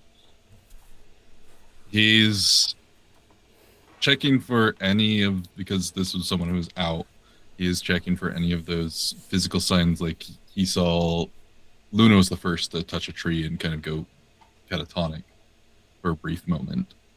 He's checking for any signs that are similar to those moments out in the forest. Okay. Give me a general medicine type check. That is a 14, and of course, trained. They are not truly like frozen in place catatonia, the way that you would expect after having witnessed some of the others experience it. They're shifting a little bit in their sleep, so it doesn't seem fully like a coma. If you listen really carefully while checking them over and checking their vitals, there's mumbles that almost sound like trapped, I'm trapped, and the screams. Just screams, the screams, I'm trapped. And it takes you a good couple of minutes to put together that that's what he's saying, because it's just kind of grumbled and mumbled halfway into the very, very shitty pillow that is on this cot. As he shifts and turns in his sleep, the leg looks very injured. There is a still healing large laceration that is rough. All of the splinter, like checking over the notes, all of the splinters and everything had been pulled out, but it was a very bad injury from the initial eruption of all of the trees that had like lodged a section of bark and wood into this man's thigh, and he had to be carried back by the rest of his team. And I'm going to do an extra, knowing, having touched multiple of the trees and separated pieces that still held stuff, I am going to like do an extra check of him and see if there's any extra splinters, anything that seems like there might be something dug in deeper that someone else missed because it was hectic and they were dealing with 100 emergencies last night. Dr. Cameron, Medic Connor, please make opposed rolls. Oh. All right. There was a doctor on staff at the time. Yep. That's Mr. Doctor to you. Mr. Doctor? Manhand or something. You go first, Rev. 16. 19. Whew. So, checking over it, it looks like all signs of the debris have been cleaned away and taken out, probably through a fairly long procedure with very fine tweezers. But it is well stitched. It is on its way to healing, but this is something that, especially for someone that is not conscious and able to kind of maintain themselves, is going to take them a while to heal. Mm-hmm. But still asleep, possibly unconscious, but from your knowledge, comatose patients don't really move as much as this guy is. Much, yeah. I'm going to sit neck down next to him, with the head of the bed, and I'm going to talk to him and see if there's any like extra reaction, like if I talk to him about trying to free him, if he like speaks up a little more aggressively, or like if there's any reaction to my words. Okay. Make a roll. This is social interaction. It is neither positive nor negative because the person is unconscious at the moment. Good, because I'm bad at pleasant interactions. All right. That will be a 12. 12. There doesn't seem to be a strong reaction either way.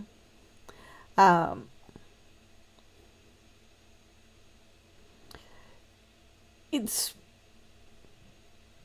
not someone tossing and turning in their sleep. Mm-hmm. It's kind of the shuffle of someone uncomfortable, but consistent. There's not much of a pause the way that a truly sleeping body would when they are asleep and just uncomfortable, because someone that tosses and turns in their sleep will move and then they'll be there for a couple of seconds to a minute or two and then they'll move again. This is constant, a fairly constant shift and shuffle, which is somewhat straining the stitches, but not to the extent that like full movement and walking would. But there's no change from you talking. There's no change. There's no reaction. Yeah. I just as a precaution, because my character can do this, I will do a scan of him, see if that gives me any new information about his complete body, mental facilities, anything that it can give me. Find something someone missed. Thank you for that reminder, Whiskey, but that is something that Rev gets to redeem. Oh, I thought it was an intrusion against Rev. No, I get the intrusion. yeah, I can use that's it. Nice. Yeah, if the GM gets an intrusion, then I get one without having to reward you guys with XP. If you guys get an intrusion, you don't have to spend XP for an intrusion. See, I thought it was an evil ploy. Yeah, so did Juliana. So did Juliana, but unfortunately, chose the wrong one. There's one for the GM. Right? There should be one for the GM. If it is not, it's just because I forgot to activate it. Yeah, you don't have one for the GM. Yeah. All right, well then I'll keep my mouth shut. Yeah, but yeah, so that is a benefit to Rev when he chooses to use it. For the players, especially those who have not been at the table for very long with me, your natural 20s, assets, and intrusions are non-expiring. Yeah. So if you want to hoard them for a big event, you are welcome to do so. But same thing with your XP. If you want to hoard them because multiple can be turned in at once for bigger benefits than just a reroll, you're able to do that.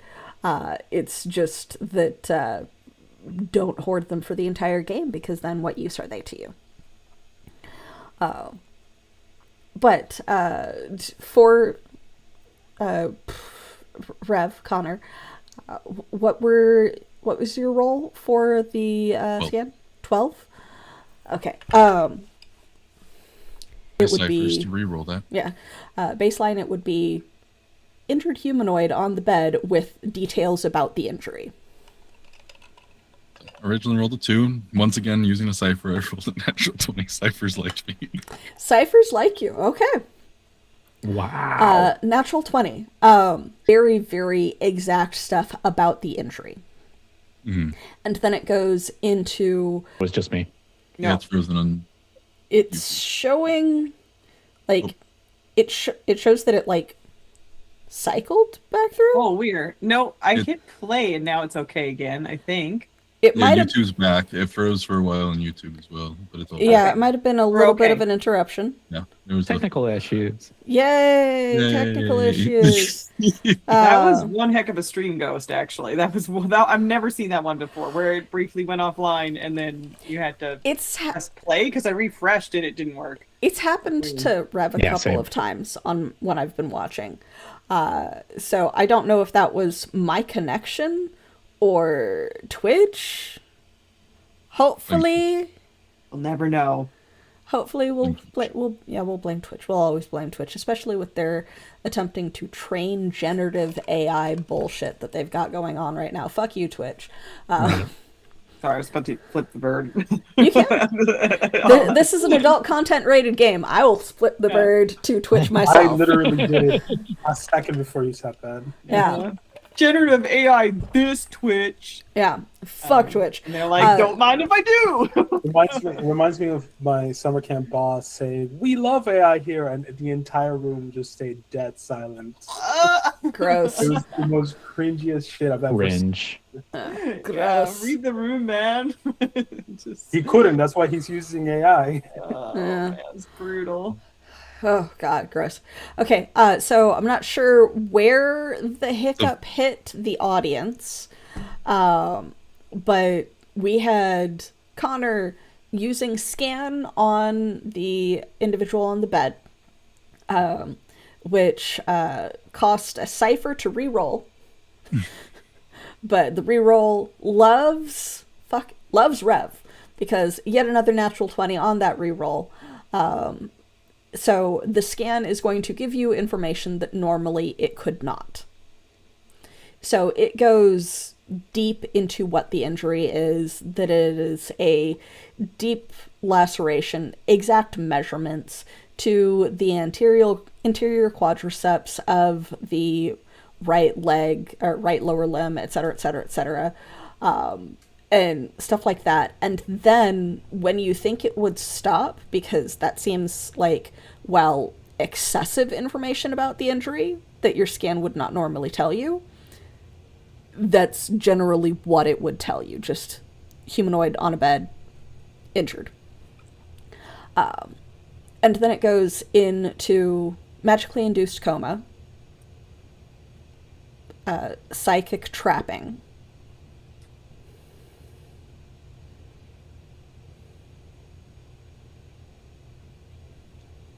Okay. Yeah. Which you've only seen medical comas. You have not seen a magical coma before, which is why it does seem different. It's presenting differently. If you were to like open the eyes to take a look at them again, they are twitching and darting. And with that nat 20, fucking nat 20s, analyzing the shifting, you almost remember it yourself, of that sensation of trying to pull away, but your body being incapable, from when you were undergoing surgery to have parts of you replaced. It's like someone who doesn't have control over the movement of their body attempting to pull away from something because they are trapped. Someone's struggling, not someone that is just shifting in place. And also the memory of the first time when it was forced upon me. And yeah, he definitely sits there, looks into those eyes, feeling that since there's a brief, like almost kinship moment. He's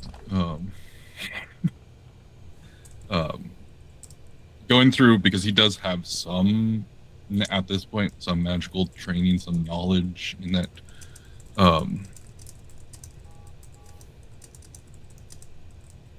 I've asked this to Ash. I know you originally took a root. Did you replace the root for the sapling, or did you keep the root? Because if you threw it to the side, Connor would have picked it up. I think I discarded it because it wasn't doing anything.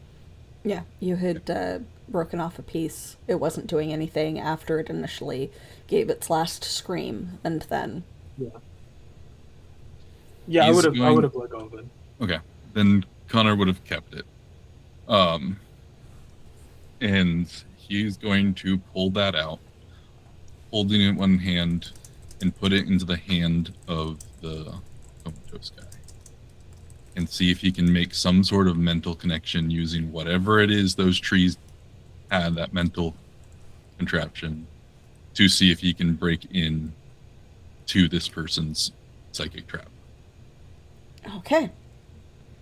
using what bit of magical and medical knowledge he has, and the fact that he went through it in the forest himself. Okay. And you're just carrying this thing around with you? It's been he would not leave it anywhere, knowing that if it still has any sort of connection, and Okay. he knows what he would keep it in his bag and everything, so that he had it. He was going to probably do experiments with it once his shift was over and stuff, and like analyze and all that stuff. But now there's someone in need, and he Okay. has something that has psychic energy. Okay. So yeah, I will. As far as I know, this isn't one of your innate abilities. All I have is magical training, in as far as that's concerned. Yep. But you do have magical training. Okay. Yeah. I will allow the roll because you've got magical training and you have got a tool to assist. Yeah. Okay. So go ahead and make an intellect-based roll, I guess. I'm going to put a level effort in. Oh.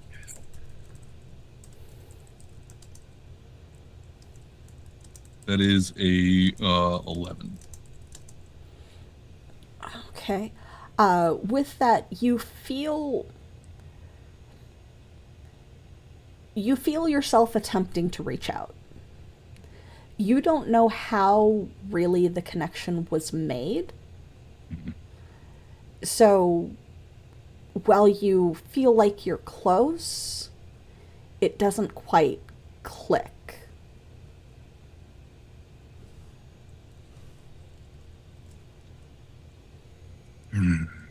It's gonna be that, like, it definitely spends like a good few minutes there, clutching both with the guy's hand around the branch and my hand around the branch, and so it definitely sits there in full focus for a few minutes before finally kind of accepting the brief defeat.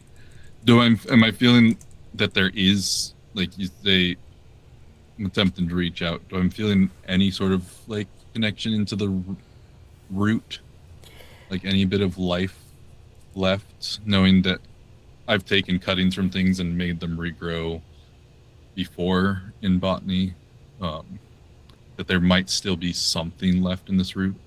It has not dried out the way that like a truly dead piece would.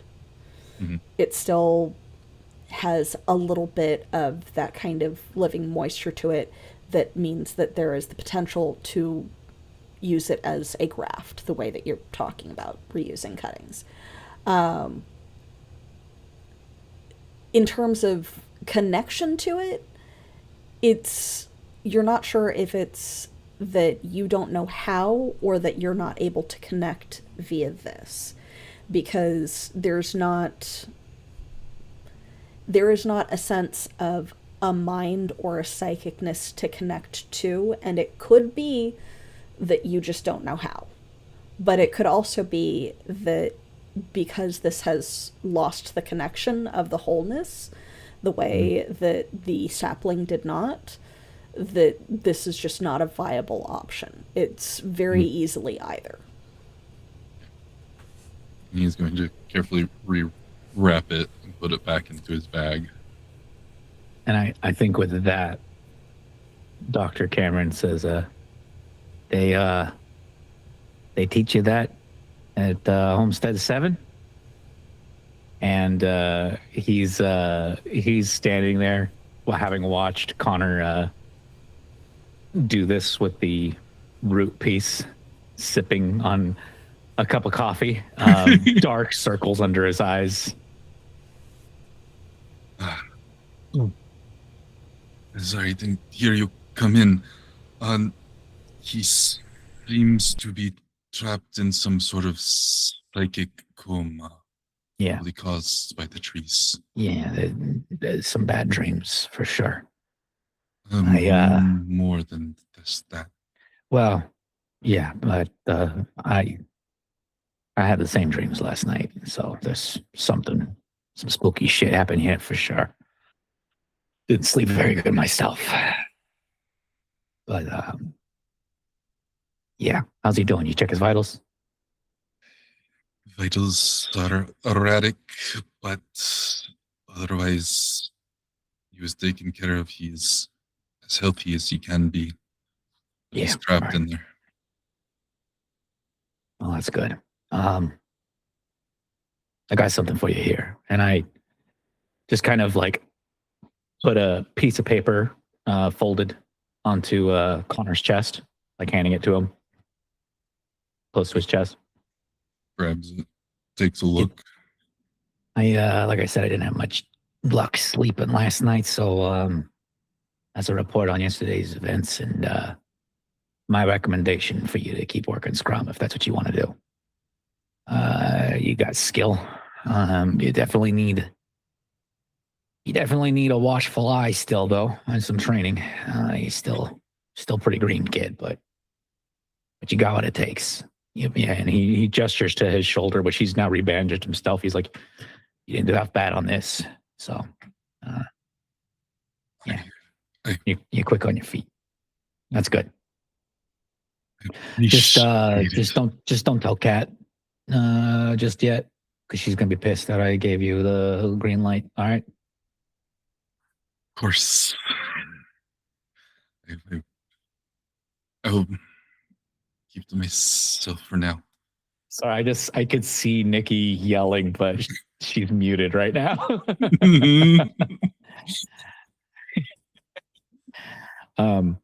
He goes, yeah, it's a pleasure. Yeah. What I don't know, what are your thoughts on this, huh? And Doc reaches into his pocket and pulls out a lollipop, unwraps it, and kind of nervously puts it into his mouth as he's looking at the patient on the bed. I ship this so bad. I think he's like twice his age. Okay, like let's hold on. Like, whoa. I mean, I would also. A world of fantasy, Nikki. Shush. Okay, sorry. Oh man.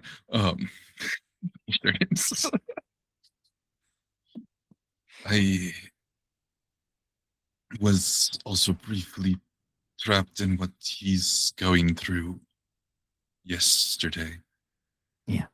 There's a way out, but without understanding. I wish Luna hadn't run off with the sapling. We could have learned so much. Find your sister, you'll find Luna, I can tell you that much. Those two, I mean, basically glued at the hips. Hips? Do flutters have hips? I don't know. Wish I knew. But I feel like I should know that. I'm a doctor. But yeah, no, I think we can learn something from that. I think in the meantime, I don't know how I feel about it. Maybe sedatives might be not a bad idea.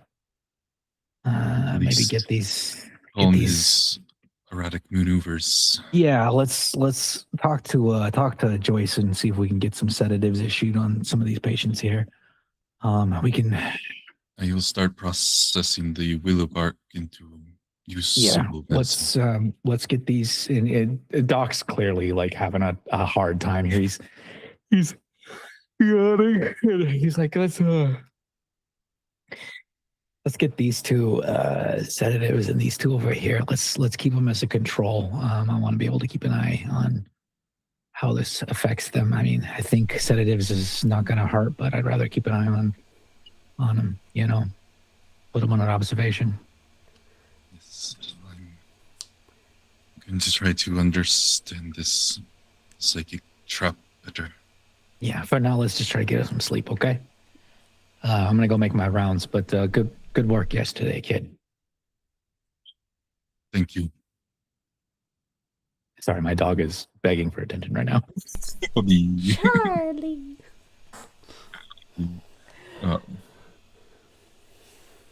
Yeah, he will. Once sedatives get put in, Connor's going to go about starting to process the willow bark. He's also going to, like, on any of his breaks, he's going to run over to the closest botany station and get some soil in a pot and put the root into it. And if I can, use my intrusion for it to start to grow. So for a ongoing boon, something that would help you in a fashion, that is the exchange of more than one more than one experience point. For an intrusion, we can say that it can take to the soil in terms of whether or not it will survive. That is hard to say. Intrusions are generally a benefit to a single encounter or scene. Yeah, getting it to take to the soil. Okay. All right, so with that, you do have it at least in the soil. It will probably need a lot of care, some of which you may or may not know, to be able to manage to survive and do anything with. But it is, at least, as far as you can tell, not going to wither and become dried out, essentially. Yeah. It's a start for him. Yes. All right. Nikki, what's Kat doing today? I think Kat. So, like last night when Kat was going and doing her rounds, and kind of disseminating the news about who made it back, she will have went to go check on Connor at Nick's, but it will have been after Connor was the word when they're released from a medical institution. Discharged? That's the one. It'll been after Connor had been discharged, and so she'll have made her way back up in the night or in the early morning, and like kind of stopped outside of Connor's room, and like stood there for a really long while, and then I think she probably just like leaned close up to the door to like listen to hear if she could hear anything behind the door. Whether or not she could, she kind of just like didn't want to disturb, and then kept going and making her rounds until she had her nightcap and went to sleep. In the morning, Kat will wake up and feel a little heavy, I think a little groggy, and slide out of bed. I think she normally at times like these, Kat would be at the scrum, and then she would start doing kind of supply checks and things like that. She would have been in there and helping any way possible to be like, okay, well, like how many items, crucial items were lost, and start doing counts and things like that. But not anymore. Hasn't been for a few years. So instead, I think she probably like slowly, with no urgency whatsoever, because whatever chaos just happened is the norm, right? She makes her way to the mess hall. Is there people there? Like, it's probably like mid-morning. It's not breakfast. It's like probably in between meal times. Yeah.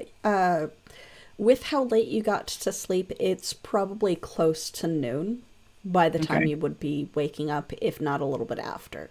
Oh, okay. Simply because you stayed up the majority of the night hunting down the families of not quite 100 people. You probably wouldn't have been able to get to all of them in one night, but a large number of people went to sleep around sunrise-ish, and then a 10-hour rest. That's late. Yeah. Okay. So it's after early afternoon. Yeah, so like around noon to early afternoon. Cat will arrive at the mess, and is there anybody working there, or is it more of a serve yourself? It's kind of serve yourself if you don't just go and get what is at a small kind of cafeteria stand that seems to be just this truly endless pot of very nutritious but bland gruel. Cat like looks at the gruel and then is like, "Oh no, no, not this today." She like goes and she'll wander to where like they prep the food and like she will dig through for like she's like breakfast, looking for anything that semblance a little bit of like meat or something like protein.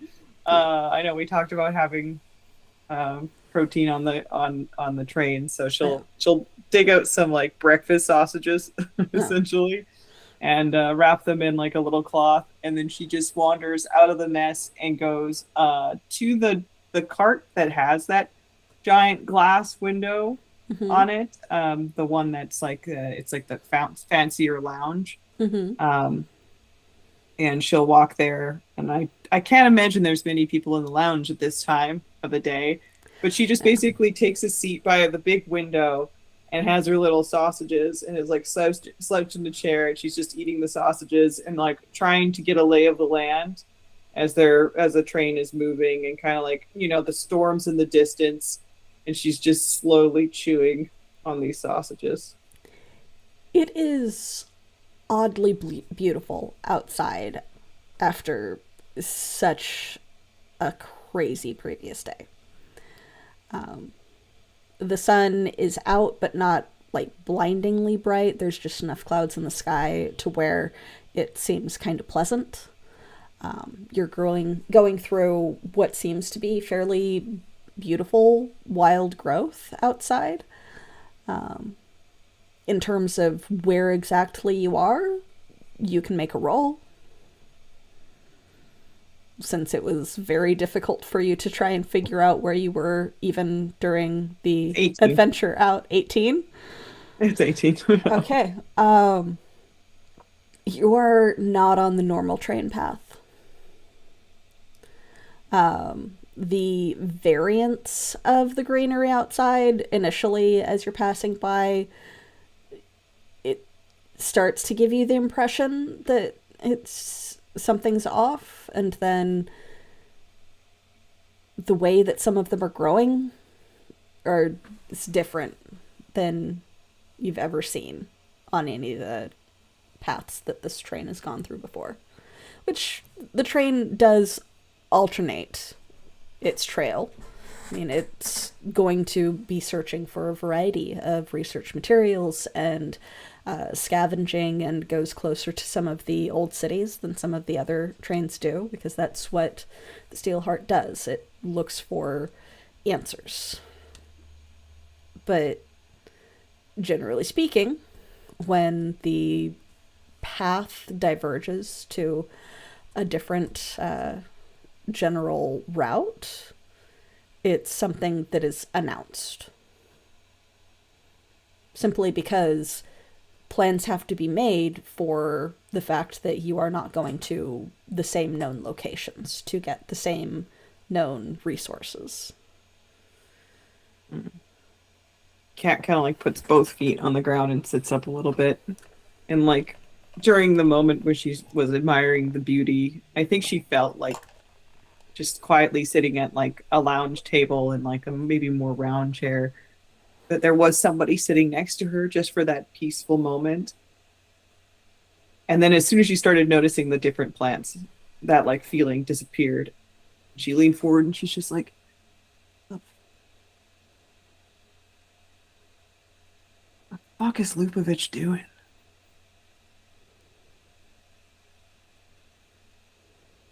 And then she leans back a little bit and like looks around. And is there anybody else in the lounge? There's one or two people, but not a lot after such a heavy loss. Whiskey. Yeah. After such a heavy loss and like terrifying situation the previous day, social areas are probably not going to be heavily utilized, at least in the nicer areas of the train. Information is probably running wild, and there's a lot of talks that are likely happening in the slightly more black market type areas, but here in like the bright and very pleasant open, not so much.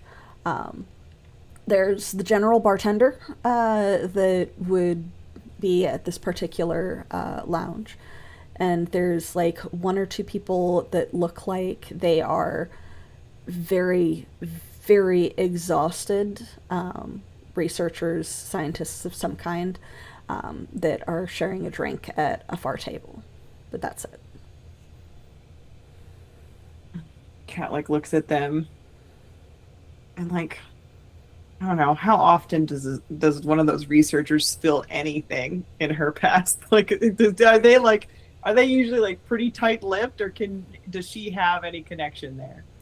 I wouldn't say it's necessarily a direct connection to you, and more of the fact that you know how nerds are. Nerds like talking about their interests. So, Cat especially gets up. especially with them being tired and imbibing alcohol, the chances of them revealing something, if they know something, is possible. Yeah, Cat gets up. She walks over, sits down at the table. He's like, long night. Yeah. Yeah. They like almost nod off into their, ironically, whiskey. Yeah.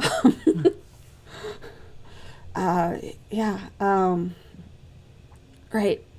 Yeah, very, very long night.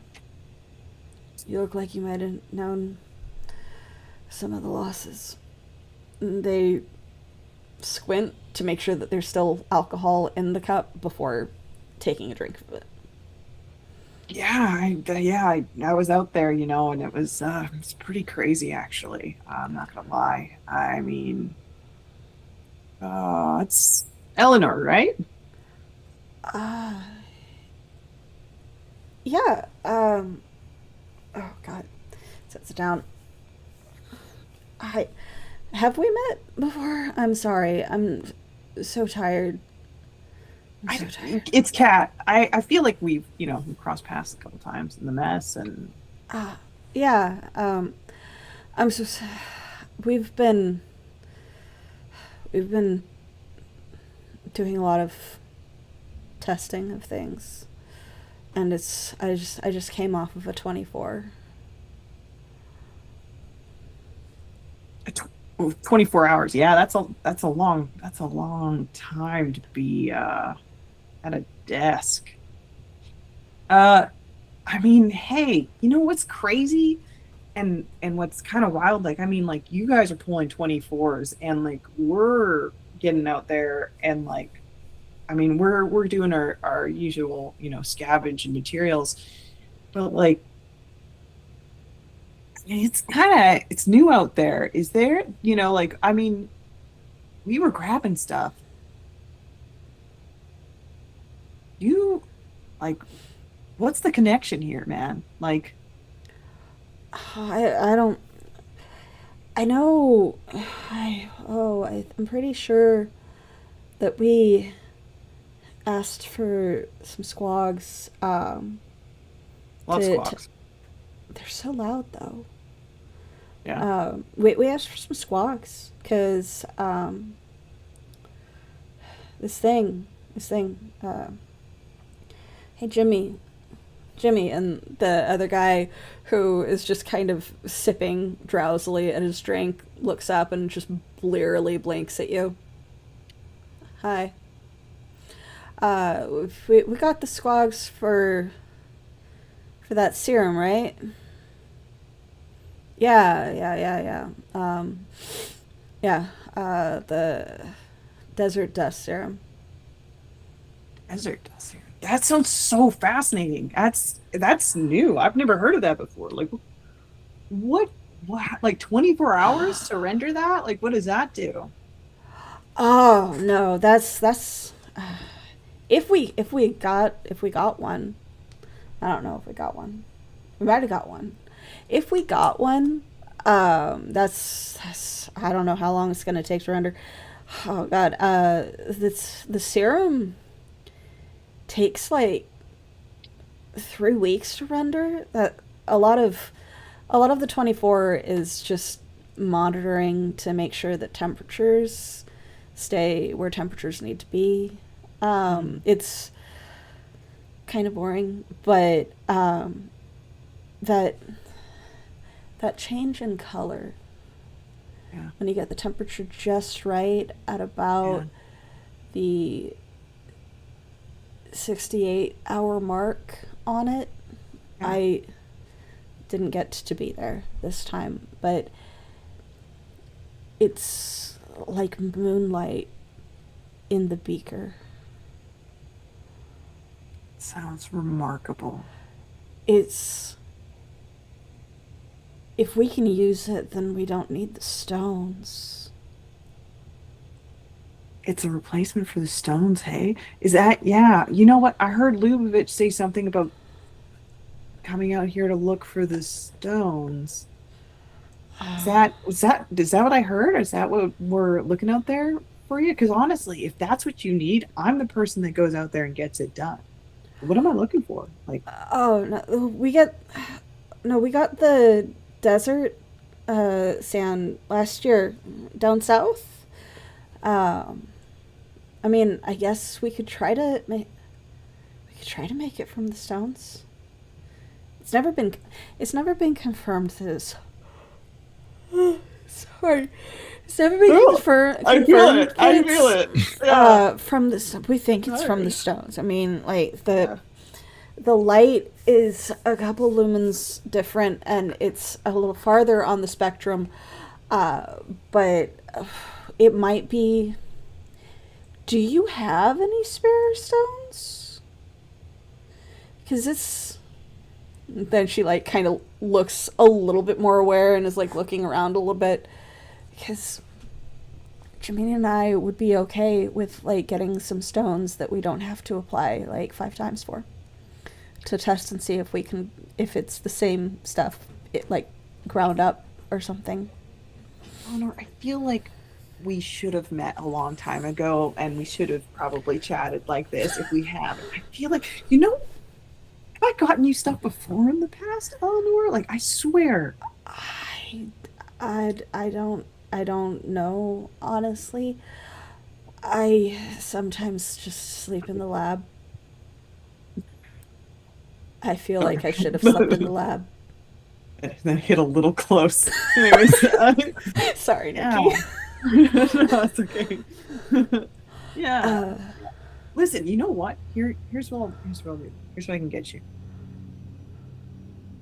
If you tell me exactly what you need for stones and what you're using it for, when I'm out there risking my ass, like, the 100 souls did last night, I will prioritize looking for exactly that for you. But you know what?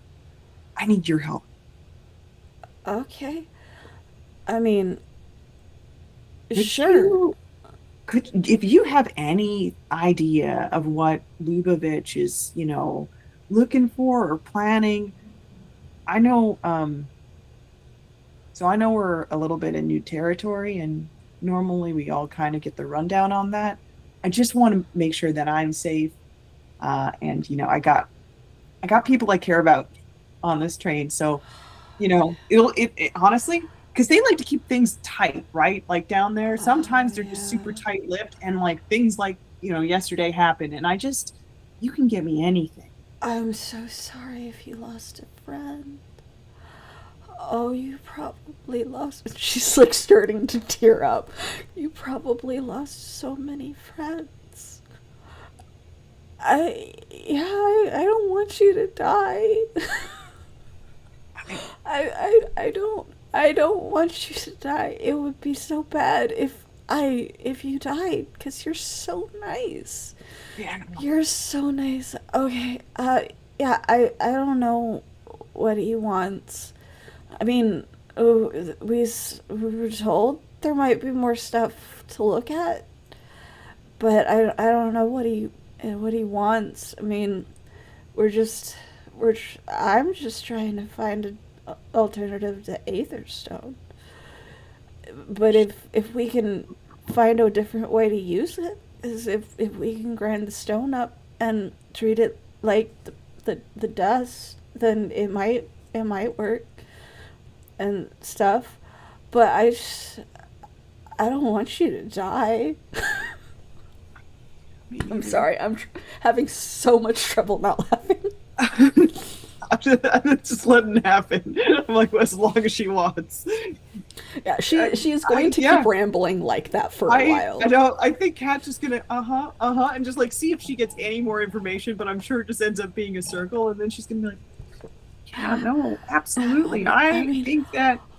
Oh, you would think that it's so pretty when it happens. Important. You would think it was so pretty when it happens. You should be there when it happens. Oh God, I cannot keep a straight face. And Kat just kind of like leaves. She's like, she thought she would have to lose the squog in that. She did not. She kept her squog tight. She is gonna beeline down to her person in the black market, whom she likes to deal with, like materials from outside, and take everything she just learned to the. Is there any kind of, I'm guessing, underground lab that is also operating on this train? Yes, probably. I wouldn't say like formal lab, but there are probably a variety of people that run illicit experiments. During all of that, Jimmy did fall asleep, like on the table, still holding onto his glass. Perfect. All right, let him rest. Yeah. Kat's gonna beeline it for the basement. We'll call it. I kind of love that. Actually, Can we do that? Can we call it that? That's the black market, baby. It's called the fucking basement. It's the basement now. But yeah, so you beeline to the basement. So we have Connor attempting to root this route.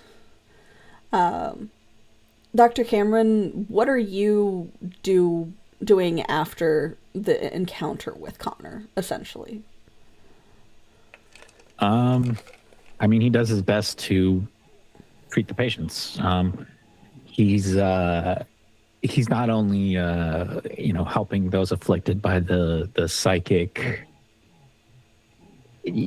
situation, but he's also just the injured, anybody who is just injured, making sure that they're taken care of. I do think it might be interesting to see what happens from sedating them, like if we see any changes in their situation. Okay. Yeah, he's exhausted, but like what doctor isn't always exhausted? So he's just trying to make sure that everybody's doing all right. He waves off anyone who tries to take care of his injury. And just tries to focus on the patients. Okay. There were only 2 that seemed to be suffering from the psychic coma. Okay, then we sedate one of them and keep the other one as a control. Okay. So the other one kind of continues to mumble slightly and grumble and groan and shift a little bit. They aren't able to move quite as much because the injury was to their side. So they are wrapped a little bit more firmly around the torso. But the one that you sedate, the one with the injured leg that was shifting a little bit more and thus also kind of putting the stitches and everything on his leg at risk, Yeah. does eventually still. Sorry, 1 second. I'm so Yeah, good. Charlie! Arlene. Charlie. All right, so we've got Dr. Cameron dealing with that. Luna, it will take you the majority of the period of awakeness for you. I don't want to say day, but the majority of your period of awakeness to do that kind of research. Simply because there's so much to go through and so much to attempt to find it buried under. I'm so sorry. My dog is being a menace right now. I had to deal with him. That's okay. He's normally he's hanging out with my partner, but she's not feeling well, so I'm dog dad duty right now. Oh, I'm sorry. Dog dad duty. That's okay. And also, I get it. Ollie's Yeah. like that sometimes too. Yeah. But yeah, so the one that you sedate does eventually just kind of still. It's hard to tell if the psychic coma continues and the sedation is just keeping them still and just kind of knocking the body out the way that the mind was also knocked out, or if it interrupted whatever connection. Yeah. That's Doc's hope, is that by sedating, put him into a deep enough coma that maybe they can, well, not even like coma, but like put him out cold deep enough, unconscious enough, that whatever sort of magic is afflicting their psyche will not have anything to connect to and break the effect. Okay. Bringing us to if you're mostly doing observation. Yeah, that's the majority of his day. He's also, part of him is wondering if he's going to get a call from Lubavitch or anybody else from yesterday's interaction. Not that he's like afraid of repercussions, but more of like, Doc, my offer still stands, kind of a thing. But they know where to find him. So he's in the clinic working. Okay. So that brings us back to Kat, who is running around with plans. What are you trying to do in the basement? I think Kat is going to basically gather up her squags and go try and sell them. Because now you can make a serum out of them using the desert sand and squags. Squeer them. Squeerum. You can make a squeerum. But also to see if there's any kind of talk about an alternate to an Aether Stone, which kind of sounds freaking bonkers to her. She's just like, all right, like, sure, let's go hunting for that. And so, yeah, so she's going to go down there and kind of poke her contacts. I'm going to let you make the NPC on this one instead of me. I do want to touch base on one thing that I think also Dr. Monahan would do. Okay. I think I'd follow up on Frank, the injured NPC from the very first episode, who twisted his leg at the loading docks. Just to check on him, make sure he's taking his meds, see how he's doing, kind of a thing. He has not come back in since then, either because of the general medical emergency that was happening or because of not needing to. So that does that mean I send a runner for him? Like, oh, okay, yeah, okay. The doc wants to know that he's doing all right. All right. Man, I wish my doctor was this good. Yeah, but like I don't know if you remember from the very first episode, there was something going on, and I'm following up on that. Yeah. Yeah. So Frank takes a bit to come and find you.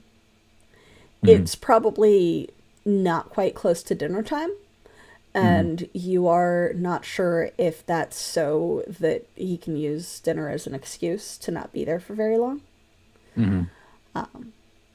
But eventually he does wander in, and it's with wide eyes looking around at the aftermath that any major medical emergency would cause in here. So while there is not necessarily the same level of cleanup as there might have been immediately after, because you guys do try to keep it fairly clean and sterile, there is still a number of people that are at least having their stuff checked on, and what looks like the large bin of medical waste that needs to be gotten rid of at some point. Yeah. So he like kind of stands in the doorway and just looks around with very wide eyes initially. I go, Frank, good, you made it. Take a seat right there. Sorry, I don't have a free chair, but you can sit on that box right there for a minute. I'll take a look at your leg in a second. I just want to make sure you're doing all right. How you doing, Frank? What's going on? How's Julia? Julia's freaked out, I guess. Yeah, it's understandable. You tell her I say hi? Yeah. Good. I'm doing okay. I mean, all right. Relatively. Yeah, you taking your meds? Yeah. Twice a day? Totally. And I'm gonna roll. Sense the lies on that.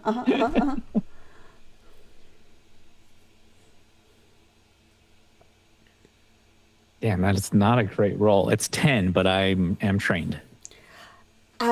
He took some meds, at least.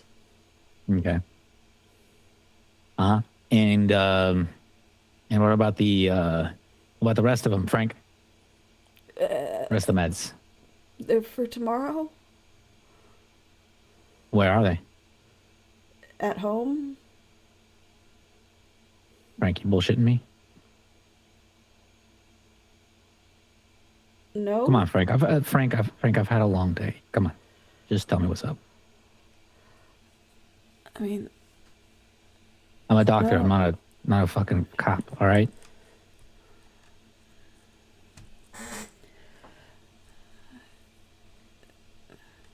So, I am injured. Yeah, I know. I was there for that part. I mean, I might get paid to get injured. I've got a high pain tolerance. And sometimes I can get paid to not have to take all of my meds.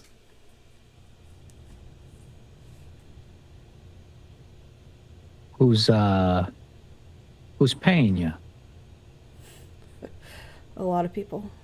I mean, A lot of people. Is there some basement stuff going on? I mean, yeah, it's useful to have on hand when you go out. I see. Okay, so you got some scrum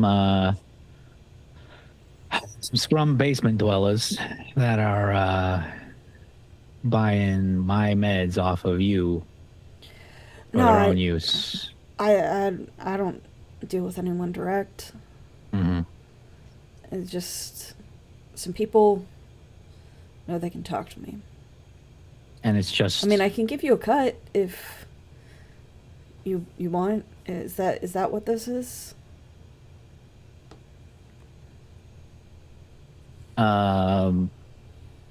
With that, Doc's kind of taken aback, and he kind of leans back from the... He's like leaning up against a table as this is happening. He kind of stands up straight. And he reaches into his coat pocket and unwraps one of his suckers again and puts it in his mouth. No, Frank, I don't want a cut of that. Okay. Are you gonna report me to the scrum or to the headman? I mean, you said the scrum's the one buying. Why am I gonna report you to the scrum? What are they gonna do? I don't think their boss knows. I mean, I'm sure that it's just some people that like having some extra stuff on hand when they go out. Okay, so why don't they come to me? I mean, you're a good guy. You might give it to him. But Oh, I'm a good else? guy. That's why you offered me a cut, huh? Is that your thoughts? No. I mean, come on. I mean, Frank? you're I not get the it. kind. You're not the kind that would like say, no, it's needed here. If someone said, "Hey, I want to take this out on a mission with me," Frank, I know exactly what kind of people you're dealing with, okay? And you got a choice, kid. All right? You don't have to do that.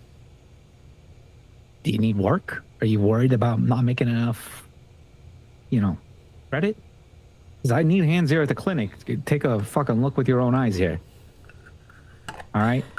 I don't care if you got a bum leg. I'll sit your ass down and you can, clean something for God's sakes. I don't care. If it's money you're worried about, that's fine. We'll take care of it. But, Frank, does Julia know you're letting her down? no. Do better. All right? I'm not going to report you. I'm not even going to stop you.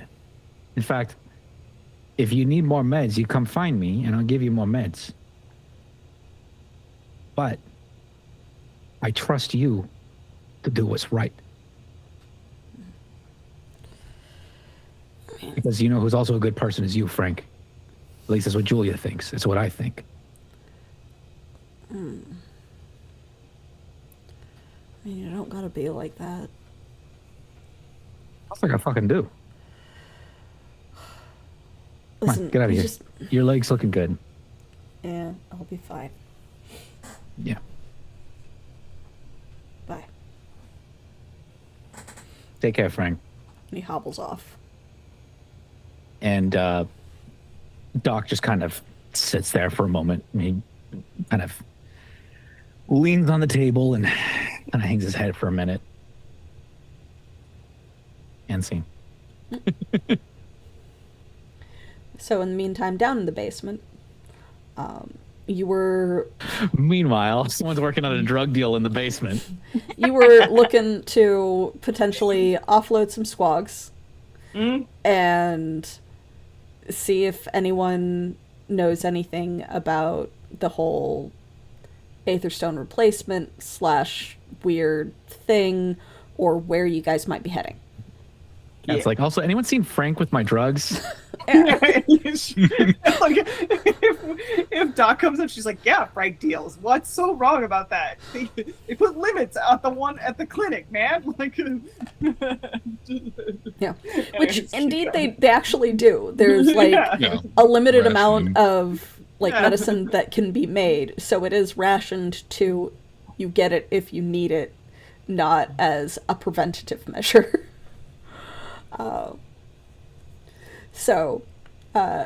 Or recreational use. Yeah, or recreational use. well, that one, yeah. Well,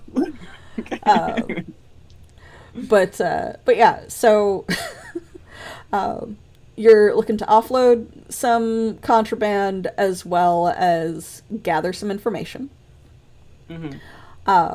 So the basement isn't just a single center. It's not a single central location. With how small society is on this train, despite the fact that it is several hundred people, it's still small enough to where something like that would either have to be unofficially authorized by the headman, or it would need to be spread out to where it's not as obvious. So it's kind of like you know who to talk to and which rooms to go to among the various trains. Frequently, the storage train locations, so like the storage carts and everything, some of the working carts and the craft carts, but it's just knowing which back rooms you need to have access to and to talk to. There are a couple of people that you regularly would supply to that are kind of like a middle person between you and what is in need in general versus specific needs that certain people might have, that you can speak to as well. But in general, for that, it's not like this is you go down into the sewer system of a city and find the Rogues Guild. Yeah. So, in that, go ahead and give me a couple rolls to see what type of information you might be able to come away with.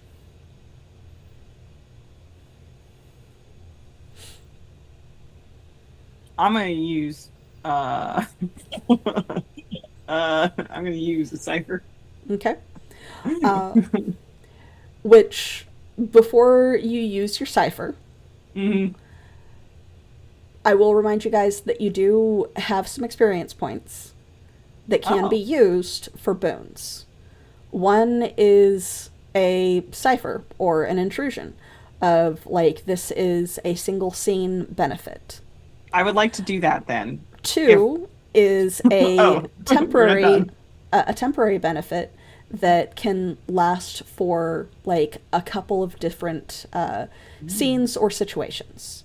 Three is an ongoing one. It can potentially break, but is considered a consistent benefit to you. Can I do the second one? Just have a couple scenes that go smooth? Okay.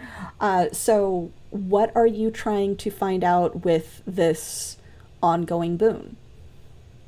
I think that Kat would like to use her connections to, one, talk to somebody who does their own experiments and who kind of is like essentially tangential to like used to be a scientist, but was like, screw these guys, there's too much red tape, I'm doing my own thing, sort of thing.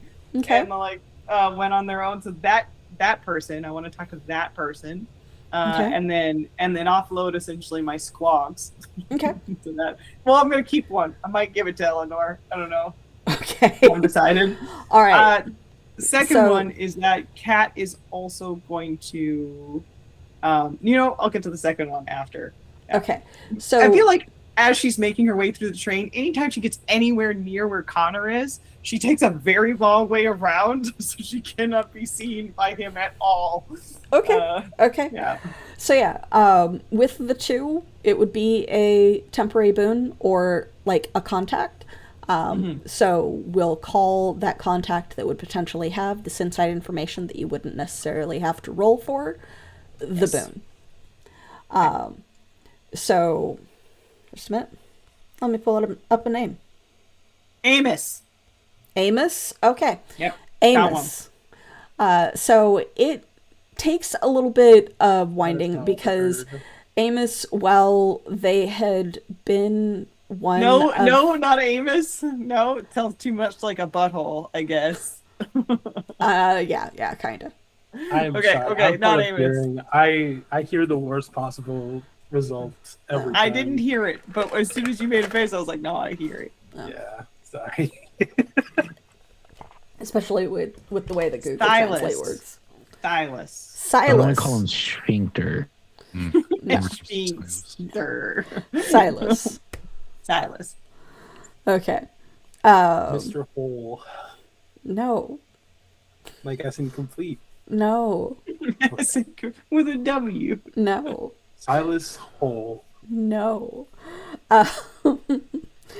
But so Silas used to be one of the researchers in some of the more experimental carts, but you've never really gotten a true story behind why they stopped working there but didn't leave the train, because it does seem to be everybody thinks that it's something different.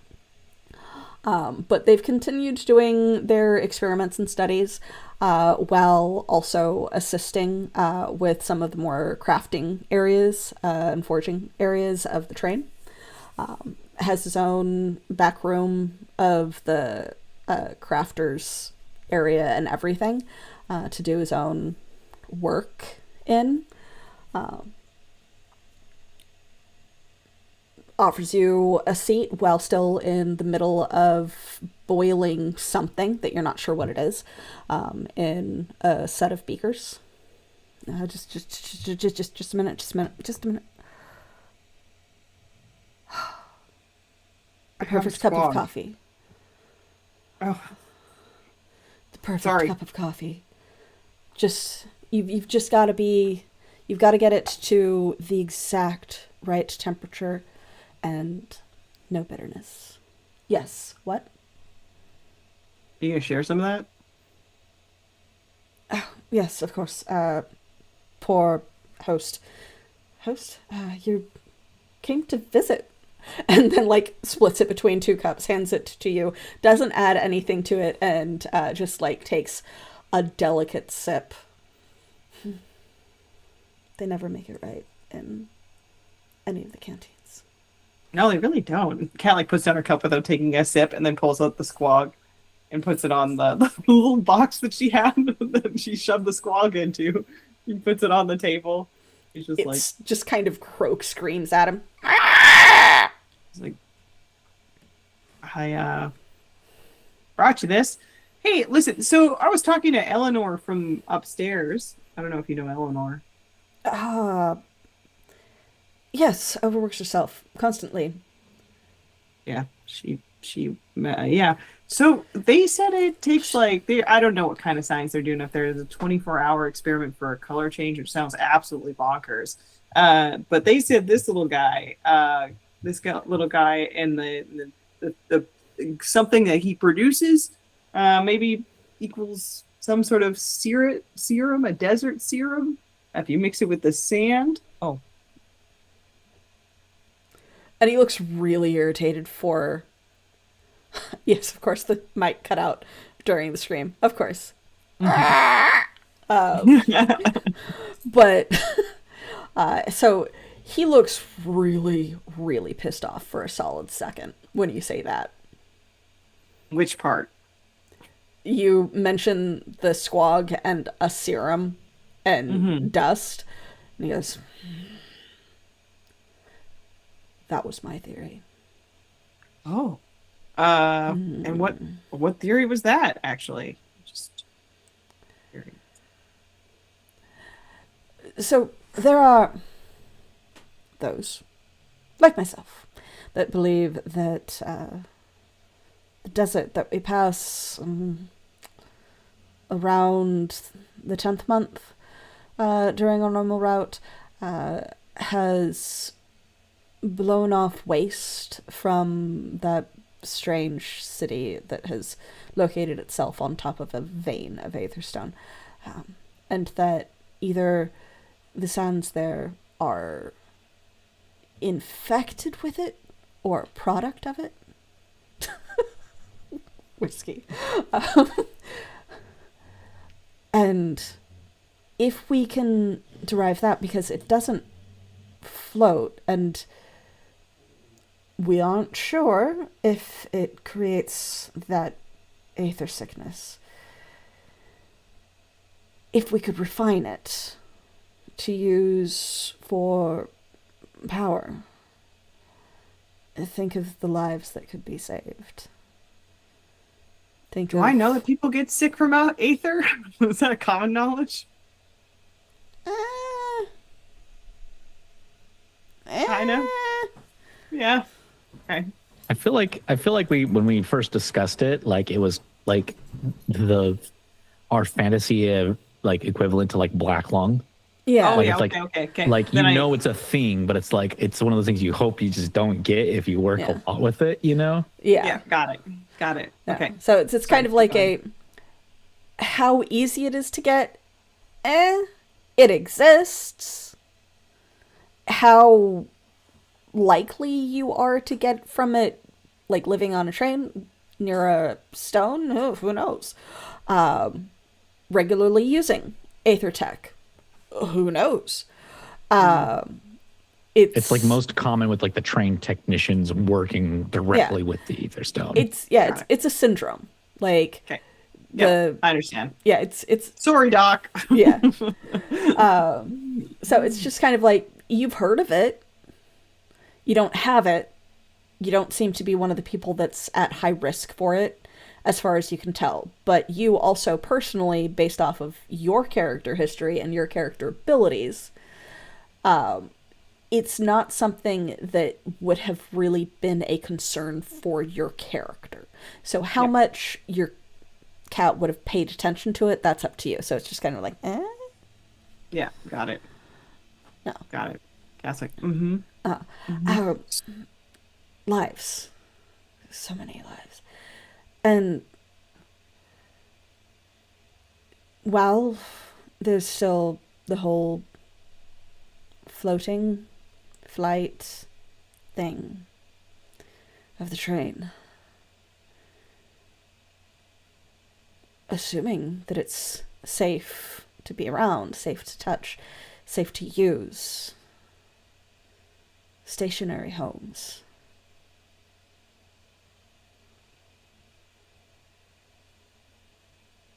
wait, what are you saying?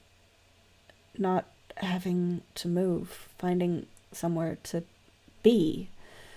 If you don't have the risk of this thing that causes you to move strangely or float or be, if you have something that can be made standard, made static, that is not a risk for health, it could be more than just the one city. It could be more than just the strange towers. It could be a change to society. That is why we are here. And I understand that some people just don't understand that. Some people don't believe that, but that is why we are here. It's not just finding the origin. Finding the origin isn't going to do anything for us now. It's finding an alternate. It's finding something that can change things for us. And the fact that they're using my, of course they're using my theories. They're using all of my notes. Probably they kept like half of them. And it turned out to be squogs. What is it? Maybe it's the slime that helps to suspend it? And he picks up the cage and he's looking at this thing. What do you do to make it work? He's just looking at it. Do you know what they do to make it work? Jimmy fell asleep, actually, so he didn't get to that part. Yes. I'm sure that it would be exhausting. You said it only took a day to refine? Oh, no, it was kind of, yeah, it was either a day or 3 weeks, so... Keeping the temperature steady for 3 weeks, or the process must be intense. Yeah, and I think that's what Eleanor said. She said it was really intense. But there was a color change, something like moonlight at hour 68. So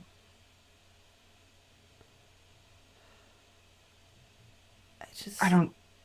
Face looks. That looks like it hurts. That being that scrunched up. Oh God. Then he just sits down and takes another sip of the coffee. Silas, I really appreciate you kind of sharing, Right. Sorry. Obviously something that must be really painful for you. Yes. So I'm glad I can help in Yes. this way where I'm providing you with this very crucial ingredient piece of information I just gotta know what the hell Lubavitch is doing out here. Fucking Lubavitch. He's obsessed, more obsessed than me. And that's saying something. I am self-aware enough to say that. He wants to find... Attractive. It's an attractive feature, self-awareness, so well done, Silas. Yeah. He wants to find the origin. What caused it. That's why he built the train. I've been here since he built it.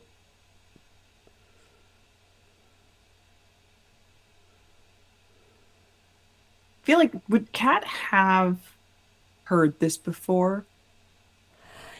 It's one of the precepts of the train, finding out more and finding out why. Yeah. The specifics of what each person is looking for in their research and in the various ventures out to get or do things are kind of unique. But the specific motivations behind Lubavitch, it's hard to say. You don't even really know how he got the funds to be able to found a train. Kat just kind of puts her face in her hands, and she's like, okay, so why here, right? And why now? And why break protocol? Like, what's he up to? I don't know, but if he broke whatever protocol and trust that he has gained from the people that he put in place, it's gotta be in relation to the only thing that he has cared about more than being in charge. So you think he's close to finding this origin? I don't think anyone will ever be close. It's been hundreds of years and so much has changed. Just look outside whenever we visit a place that we've been before. Look outside when one of those storms happen. There's no way to trace information that old. There's only a future to look forward to. Can I tell if... Oh, sorry, go ahead. Being obsessed with the past is insanity. Can you tell? Can I tell if this is the thing that drove from being in the lab? Like, this is kind of like the breaking point, like a disagreement there. It's like, fumes. yeah, Make a like, roll. right. Oh no, that wasn't in the thing. It was an 11. Hold on, I have something. I have something. Why am I like a grandma? I'm like, where's my sheet? Natural charisma. Your trait in social interactions, whether they involve charm, learning a person's secrets. Okay. It might be involved, but someone having that kind of differing of opinion wouldn't theoretically cause him to be removed from the position and not the train. So whatever happened caused him to leave the lab, but not get kicked off of the train. Which, if it was bad enough for Lubavitch to... Oh, someone did a thing. No one did anything. That's fine, actually. It's totally fine. Oh, no. A hindrance. There's nothing. Oh, no. It will have to be reserved for next time because we are already over on time. Yeah, so without it being serious enough to where Lubavitch would have been able to also kick him off the train, Lubavitch wouldn't have been able to just remove him from a research position. Because generally speaking, it's kind of a yes, you are brought on the train at the behest of those who run it, but if they are displeased enough with you to fully remove you from your position, you generally get dismissed at the next crossing. Okay. So something happened that might have involved this as an aspect of it, but it is not the entirety. Kat will like lean back and just be like, okay, well, so you don't think he's anywhere near the origin. He's breaking protocol, sending us to God knows where, a wilderness. Well, I mean, thank you. Enjoy the squog. I'll come back, check on you later. And she just swigs the coffee, one gulp, and puts the cup down. It's like, take care, Silas. If you learn anything, let me know. Don't get killed. Try not to.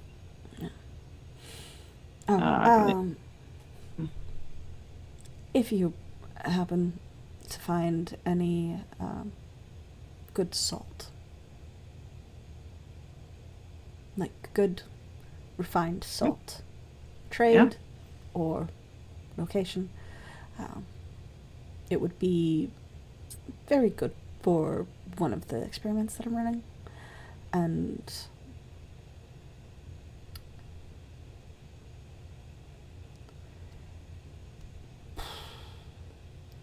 a nice bottle of clear spirits.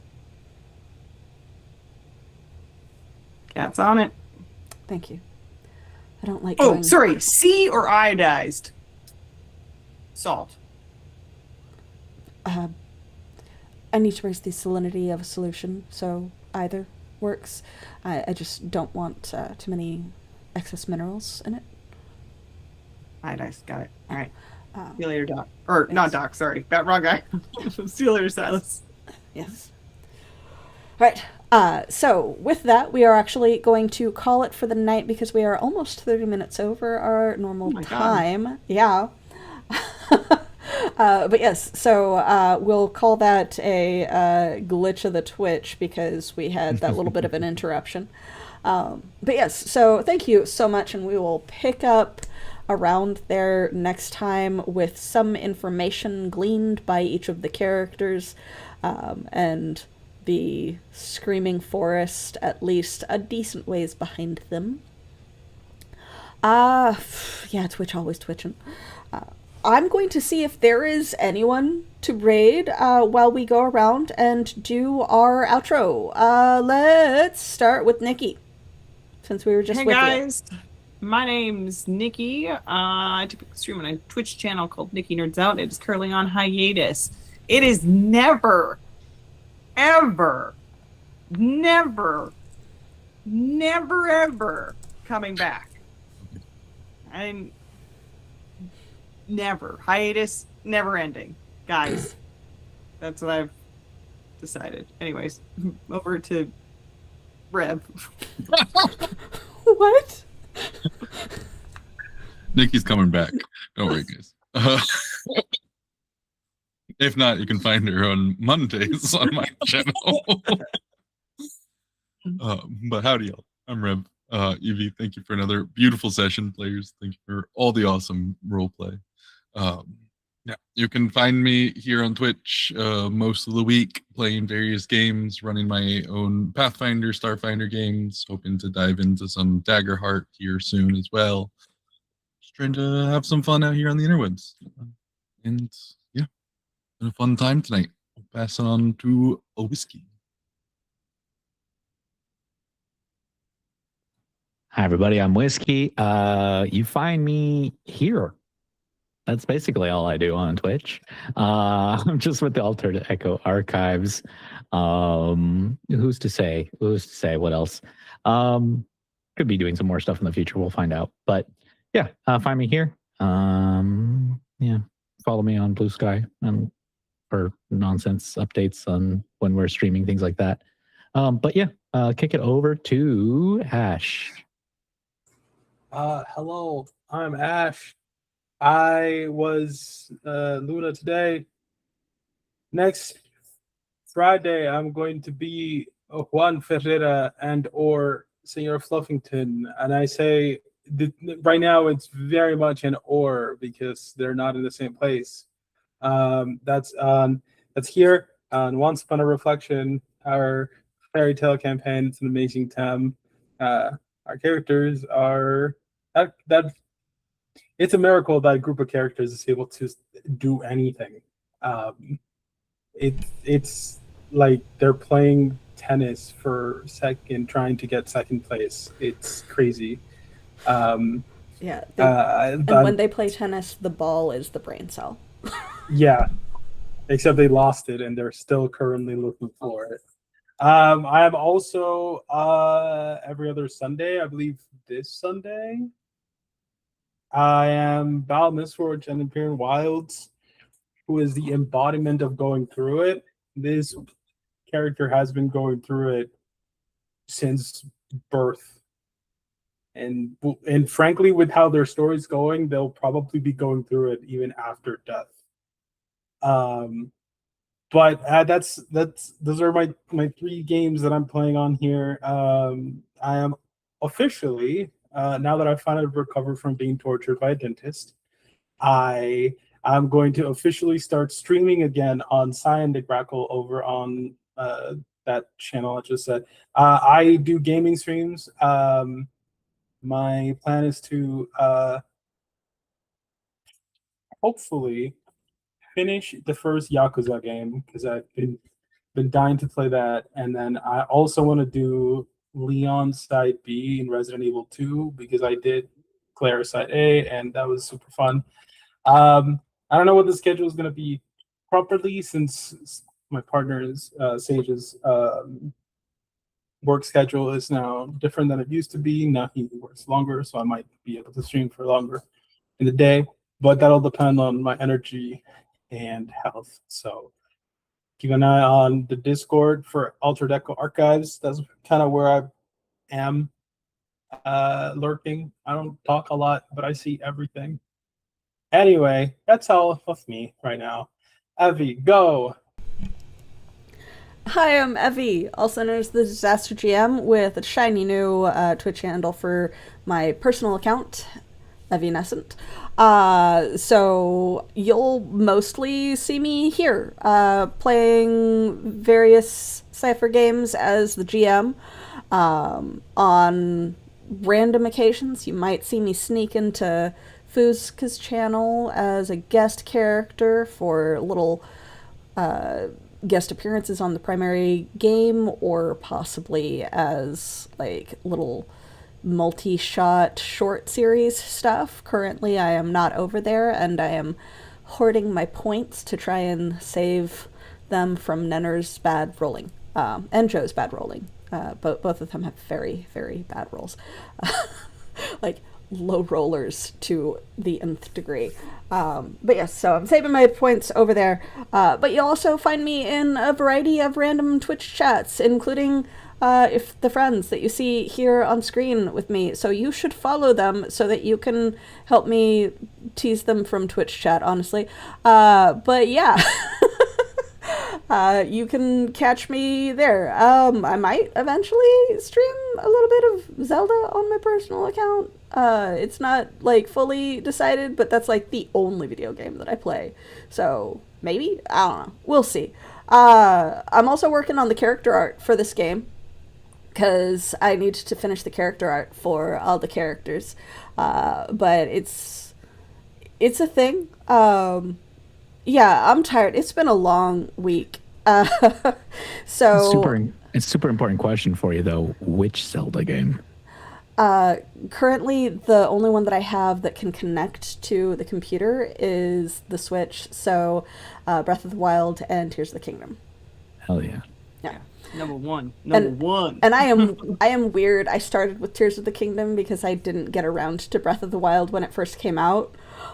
So I've done Tears of the Kingdom and I just got Breath. So I'm doing them in reverse order, which is hard on the controllers because there was a lot of quality of life updates.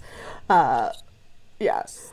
Breath of the Wild is so empty after Tears of the Kingdom too. I was gonna say it must feel so much smaller. Not Yeah. necessarily. Like, I do miss the Sky Islands and the depths because those are fun to run around in. But there's still, like, plenty of story. It's, like, I'm honestly right now, I'm just, like, practicing the controller fight aspects that I'm not good at. I've always been crap at parrying, and that's very important for a lot of aspects of the game. So I'm just practicing that. I went hunting Lionels earlier this week. And that's all you want. That's the whole game. That's the whole game, guys. Yep. Like, But yeah, you just no, like, go do whatever you want in this- Hyrule. The Except for story... rescue the yeah. princess. That's you do not do that. You do everything but that. So the story is better in Breath of the Wild. Yes. The controllers and gameplay in Tears is better, though. I feel like the story of Tears of the Kingdom would have been better if it was connected to what happened in Breath of the Wild outside of the That world would map. make a lot of sense. Yeah, that would make a lot of sense. But we're on a tangent. We're on a tangent about Yes. Zelda at the end of the game when we are all tired after a long week. But yes, I'm so tired. tune in for other games that I run here when I am not always as exhausted as this, because I am generally a night owl and stay up very late. But work.